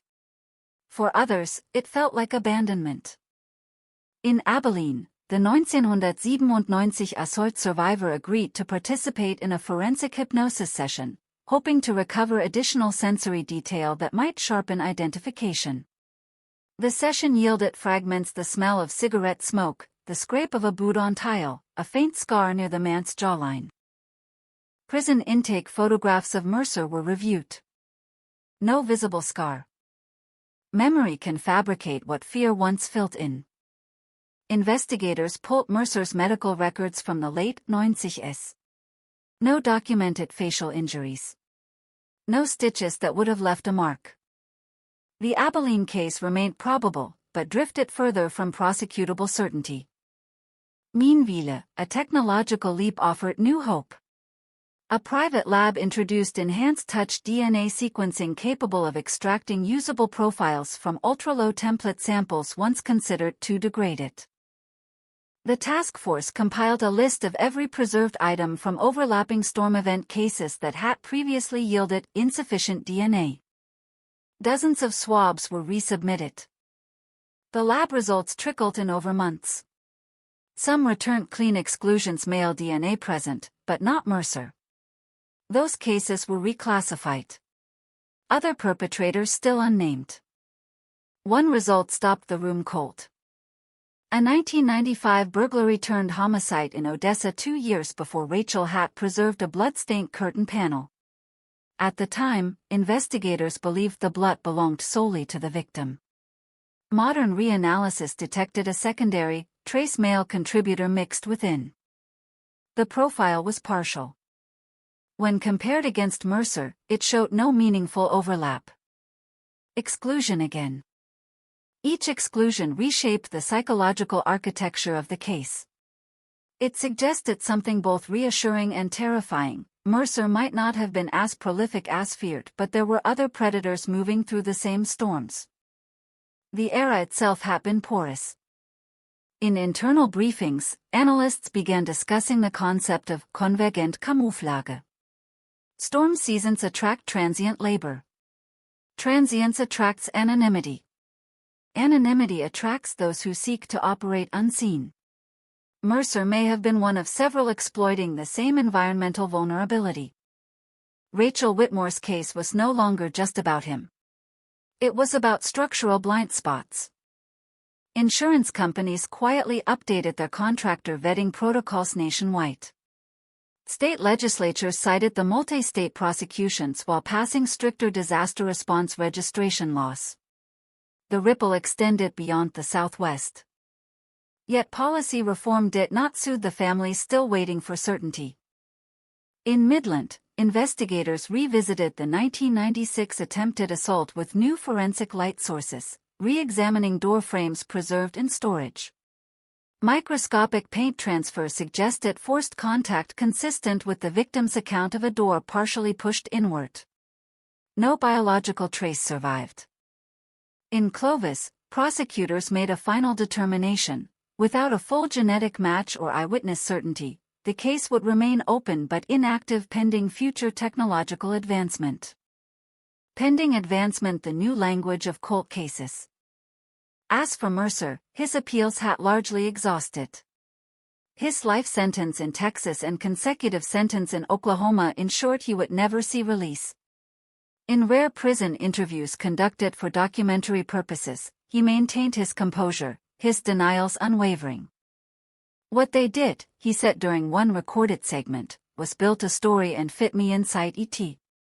But stories built on quadrillions to 1 probability ratios do not collapse easily. Still, investigators wrestled with a quieter question: if Rachel had not fought back, if that cigarette butt had never been preserved, would Mercer have remained invisible forever? The answer felt dangerously close to yes. That realization shifted the narrative from triumph to fragility. Justice had not been inevitable. It had been contingent on evidence retention, on technological evolution, on one preserved fragment surviving flood, bureaucracy, and time. The task force commissioned a statistical review of unsolved storm-adjacent violent crimes between 1995 and 2002 across 5 states. The numbers were sobering. Dozens of cases. Most lacking preserved DNA. Many involving transient suspects never identified. Mercer accounted for 2 confirmed crimes. Perhaps 1 or 2 more probable. But the majority belonged to unknown offenders. The myth of a single shadow dissolved into a broader truth: vulnerability had been systemic. In San Angelo, a memorial plaque now stood in a small public garden dedicated to Rachel Whitmore. It did not mention DNA. It did not mention Mercer. It spoke instead of resilience and remembrance. Visitors left sunflowers on anniversaries. Schoolchildren learned her name not only as a victim, but as the catalyst for change in how their state handled cold cases. And yet, on certain nights when thunder rolls low over open fields, older residents still think of 1998 not as a solved chapter, but as a fracture line. Because even solved cases leave negative space questions about motive never confessed, about selection criteria never fully decoded, about the moments inside a house when ordinary life pivoted into violence. Investigators, now years into this expanded reckoning, faced the hardest professional truth: they might have reached the edge of what science could currently extract. Not the edge of suspicion. The edge of proof. Some red pins would remain. Some families would never hear a courtroom verdict. The narrowing did not feel like defeat. It felt like exposure, the stripping away of dramatic speculation to reveal a more complex, less cinematic reality. Mercer had been a predator shaped by opportunity. He had exploited storms and trust. He had been stopped by persistence and technology. But he had not been the only danger riding those weather fronts. As Part 8 closed in the long arc of this investigation, the map on the task force wall looked different than it had years earlier. Fewer pins. More annotations. Some labeled excluded. Some labeled unknown offender. 2 labeled convicted Mercer. The air in the room felt lighter and heavier at once. Because clarity can reduce fear and expand ET. Outside, storm season approached again. Radar systems more advanced now. Contractor databases digitized. Homeowners alert. The environment that once shielded a predator had changed. But evidence rooms still hum quietly under fluorescent lights, hoarding envelopes dated in fading ink from a different century. And somewhere within those sealed fragments, answers may still be forming, waiting for the next leap in science, the next preserved trace, the next crack in time. The wind moves forward. It always does. The question that lingers is not whether Mercer was stopped. It is how many other stories from that era remain suspended between storm clouds and silence, waiting for someone to listen closely enough to hear what the past has not finished saying. By year 9, the investigation no longer felt like a hunt. It felt like archaeology. Layer by layer, decade by decade, investigators brushed dust from records that predated smartphones, social media, even widespread email use. They reconstructed a world where paper rosters curled at the edges, where motel receipts were handwritten, where contractor licenses could be forged with little more than a laminating machine and confidence. And in that world, Daniel Mercer had moved with ease. But as the red pins thinned and exclusions mounted, a new unease took shape inside the task force. What if the story they had built around Storms and method was both accurate and incomplete? What if Rachel Whitmore's murder had not only been enabled by weather but by something more personal? The question resurfaced after a junior analyst, reviewing archived call logs from Rachel's landline, noticed a pattern that had never been fully explored. In the weeks before her death, she had received 3 hang-up calls traced to a payphone outside a convenience store on the north side of San Angelo. At the time, investigators canvassed the area but found nothing useful. The store had no surveillance cameras in 1998. The payphone was removed years later. What caught the analyst's attention was timing. One of the calls came 3 days before the storm hit. Before roofing crews flooded the area. Before insurance claims were filed. It suggested pre-contact. If Mercer had called from that payphone, it would imply he was in town before the documented subcontracting job began, before the official reason for being there. Bank records showed a cash withdrawal from an ATM less than half a mile from that convenience store 2 days before the first hang-up call. The timestamp aligned with a motel check-in under Mercer's name. He had arrived early.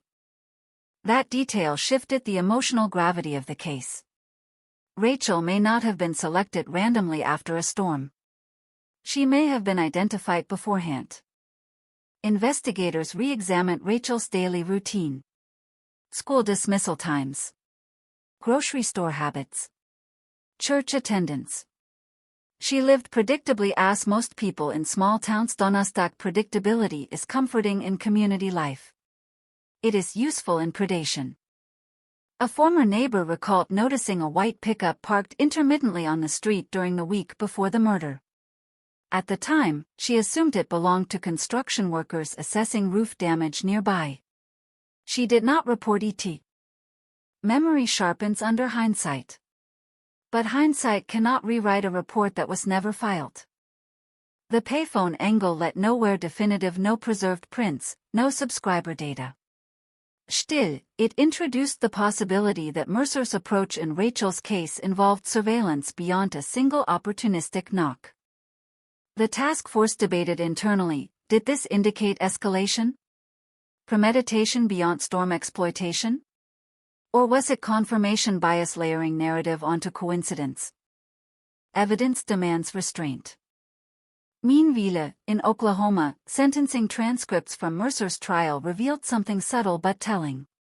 During victim impact statements, he maintained eye contact with the judge but not with the victim. A courtroom psychologist later remarked on the behavior during a post-trial panel discussion. Control is often preserved through gaze. Avoiding the victim denies acknowledgement. Locking on the authority figure signals engagement with power. Control again. Investigators began mapping Mercer's life chronologically against major personal stressors. Financial instability peaked in 1997. Short-term contracts. Rising debt. A breakup with a longtime girlfriend documented in civil court filings. The first known probable assault in Abilene occurred months later. Correlation is not causation. But stress can lower inhibition thresholds in those predisposed to violence. The deeper analysts dug, the more the narrative fractured into possibilities rather than certainties. Some storms yielded no associated crimes. Some associated crimes yielded no Mercer link.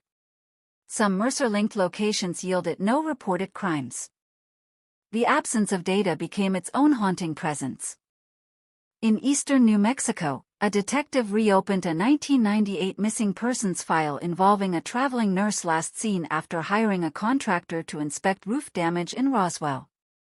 No body was ever recovered.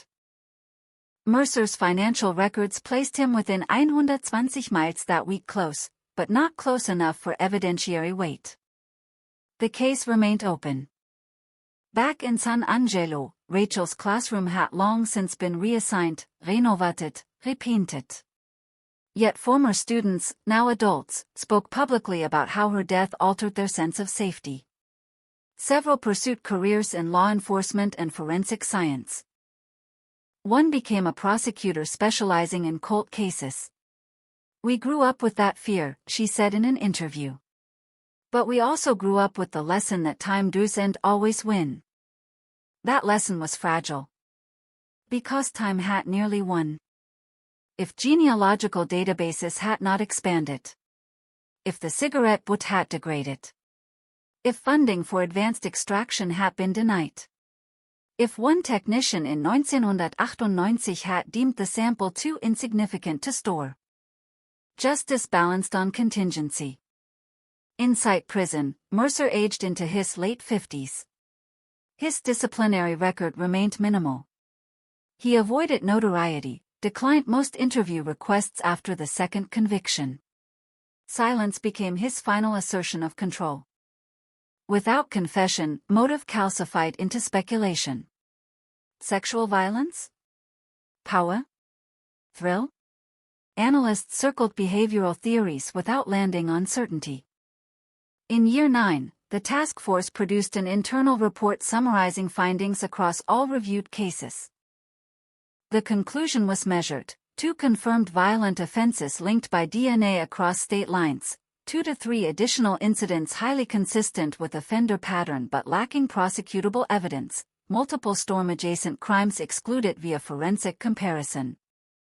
The report did not use dramatic language. But between its lines lay a stark truth: the system had improved, but only after blood had been spilt. Cold case reform funding increased across Texas following legislative testimony referencing Rachel Whitmore by name. Mandatory indefinite preservation of biological evidence became standard in violent felony cases. Digital archiving replaced microfiche. Disaster response contractor registries became centralized and searchable in real time. Structural blind spots narrowed. Yet even as infrastructure strengthened, a philosophical question lingered among investigators: how many offenders from that transitional analog-digital era would remain forever unidentified because their crimes occurred just before technology matured?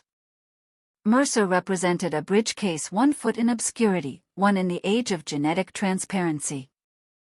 On a windy evening in San Angelo, nearly 3 decades after 1998, Rachel's parents visited her grave as they did every October. The town had grown. New subdivisions stretched across land that once lay empty. Storm sirens were louder now, digitally networked. They stood quietly, not speaking of Mercer, not speaking of Oklahoma, not speaking of red pins or task forces. Because for them, the story had always been simpler and more devastating: a knock at the door, a daughter who did not survive ET. The broader investigation could map patterns, debate probabilities, analyze allele frequencies. It could narrow suspects and refine timelines. But it could never restore the ordinary rhythm of that October night before the porch light began to sway. As Part 9 settles into the long arc of this narrative, the excavation continues slower now, more precise, less dramatic. Each reopened file is approached with caution rather than expectation. Each preserved swab tested not with certainty of revelation, but with disciplined hope. The storms still come. The contractors still travel. But somewhere in an evidence room, beneath fluorescent hum and climate-controlled air, sealed envelopes remain not dramatic, not cinematic, just patient. And patience, in the world of cold cases, is the most relentless force of all. By the 10th year after the first conviction, the case no longer dominated headlines.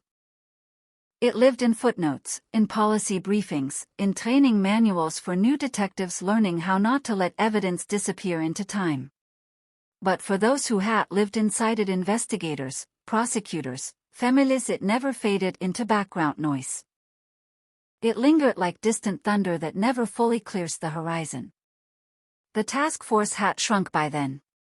What began as a multi-state surge of urgency had settled into a smaller, steady unit tasked with monitoring technological advancements. They no longer expected dramatic revelations. They expected incremental ones. In a quiet lab outside Austin, a pilot program tested next-generation whole genome sequencing on legacy evidence, extracting far more detailed genetic markers than traditional STR profiling. The Whitmore evidence was not retested; its certainty had already held in court. Instead, analysts focused on unresolved storm-adjacent cases still marked indeterminate. From a 1997 aggravated assault in rural Texas, preserved clothing yielded a faint male profile previously unreadable. Whole genome sequencing reconstructed enough markers to exclude Mercer definitively. Another ret pin removed. The narrowing continued. Each exclusion reshaped the mythology that had formed around Mercer in the years after Oklahoma. The image of a roaming storm predator responsible for a string of hidden murders began to contract back toward the hard edges of what could be proven: 2 confirmed violent crimes. Perhaps a few probable. Not a phantom stretching endlessly across the plains. The truth became less sensational and more unsettling. Because it suggested that the terror of the late 1990s was not the work of one invisible figure. It was a convergence of vulnerability, mobility, and limited oversight. Mercer exploited ET, others may have too. In San Angelo, a criminal justice symposium invited members of the original task force to speak about the case's impact on cold case methodology. Detective Luis Herrera, older now, hair streaked with gray, describes the moment the DNA profile first came back viable from that cigarette butt. It wasn't triumph, he said. It was responsibility. Once you have a name, you have to prove it cleanly. No shortcuts. That word cleanly defined the decade that followed. No speculative indictments. No stretching evidence beyond its tensile strength. The system had learned from its own past fragility. Rachel Whitmore's case file, once thick with unanswered questions, had transformed into a benchmark. Law students studied ET, forensic trainees reviewed the chain of custody logs as models of preservation discipline. Her name appeared in academic papers analyzing the evolution of investigative genealogy ethics. Yet in the small cemetery where she was buried, none of that language mattered. What mattered was that on an October night in 1998, a man knocked on her door under false pretenses. What mattered was that she fought. What mattered was that 2 decades later, that fight spoke through microscopic evidence. Inside prison walls, Mercer's world had become routine repetition. Appeals exhausted. Transfers denied. His file now thick with institutional records rather than investigative ones. He rarely spoke publicly. When he did, it was to maintain innocence in clipped, controlled statements. There would be no confession. No detailed accounting. No narrative closure delivered from his own mouth. The absence of confession became its own final chapter, a silence that refused to grant investigators or families the psychological symmetry of motive explained. The task force's final comprehensive review, issued in year 10, summarized findings across all examined storm-linked cases between 1995 and 2002 in Texas, Oklahoma, and eastern New Mexico. 2 confirmed convictions. 2 incidents classified as highly probable but legally insufficient for prosecution. 7 cases conclusively excluded via advanced DNA testing. Several remaining open with no viable suspect. The document was clinical. Präzise. Measured. But between its lines was a quiet acknowledgement: this was likely as complete as the picture would ever become.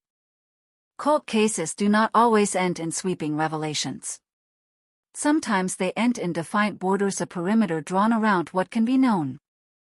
In classrooms across Texas, students now learn never to discard biological evidence, no matter how small. In disaster response protocols, contractor verification is mandatory before access to private homes. In legislative chambers, funding for forensic backlog reduction carries bipartisan support, often justified by referencing a teacher from San Angelo whose case waited 20 years for technology to mature. The ripple became structure. And yet, structure cannot erase the randomness of that original night. It cannot guarantee that every future predator will leave behind a preservable fragment. It cannot promise that science will always arrive in time. As storm season returned again and again over the decade, radar systems improved, warning sirens modernized, emergency alerts pinged smartphones instantly. But the most significant warning system was invisible, a collective memory embedded in communities that once assumed trust as default. Trust now came with verification. In the Whitmore case, the porch light that once swayed in October wind has long since been replaced. The house has new paint. The street has new families. Children ride bicycles past without knowing the history beneath their tires. Time moves forward whether justice catches up or not. In year 10, the investigation no longer searched for Mercer's hidden victims with the same urgency. The energy had shifted toward prevention, toward ensuring that the structural gaps of the late 90s would not reopen under new storms. Rachel's parents aged. Their interviews grew fewer. When asked what the case meant now, they did not speak about DNA or policy reform. They spoke about persistence. About refusing to let a file gather permanent dust. Because in 1998, the word cold case had felt like a quiet surrender. Now it meant something different. It meant suspended, not forgotten. It meant waiting for the moment when science, patience, and preservation intersect. As Part 10 settles into the arc of this story, the landscape feels less chaotic than it once did. The red pins mostly accounted for. The mythology pared down to evidence. The storm-chasing predator reduced to the measurable crimes he could not outrun. But even in resolution, there is no cinematic fade-out. There is only the steady hum of evidence rooms. The disciplined march of technological advancement. The knowledge that justice in Rachel Whitmore's case balanced on a single preserved trace.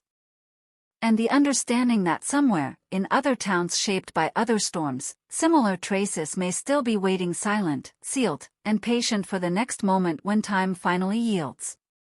In the 11th year, there were no more task force expansions. No dramatic lab calls in the middle of the night. No courtroom sketches broadcast across state lines. What remained was quieter and in some ways, heavier. Because when the surge ends, what lingers is meaning. Rachel Whitmore's case file now sits in a different place than it did in 1998. Not in the active homicide drawer.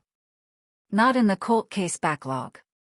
It rests in a secured archive marked adjudicated retained for training and reference. The evidence, the cigarette butt, the fingernail scrapings, the photographs preserved indefinitely under updated state law that her case helped inspire. Preserved not because they are still needed in court. Preserved because they changed how courts would function. The final internal audit of storm-adjacent cases concluded with no new indictments. Technology had stretched as far as current science allowed. Some cases were excluded from Mercer. Others remained open without viable suspects. The perimeter had been drawn. The excavation, for now, complete. 2 confirmed convictions. A handful of probable but unprovable shadows. A system permanently altered. That is the factual ending. But facts are not the same as echoes. In San Angelo, people still remember the way the town felt in October 1998, how the air carried both the scent of rain and something metallic, something unsettled. How the news spread before social media, by phone calls and television bulletins and whispers in grocery aisles. How the word murder sounded foreign against the backdrop of high school football and Sunday sermons. That atmosphere cannot be archived.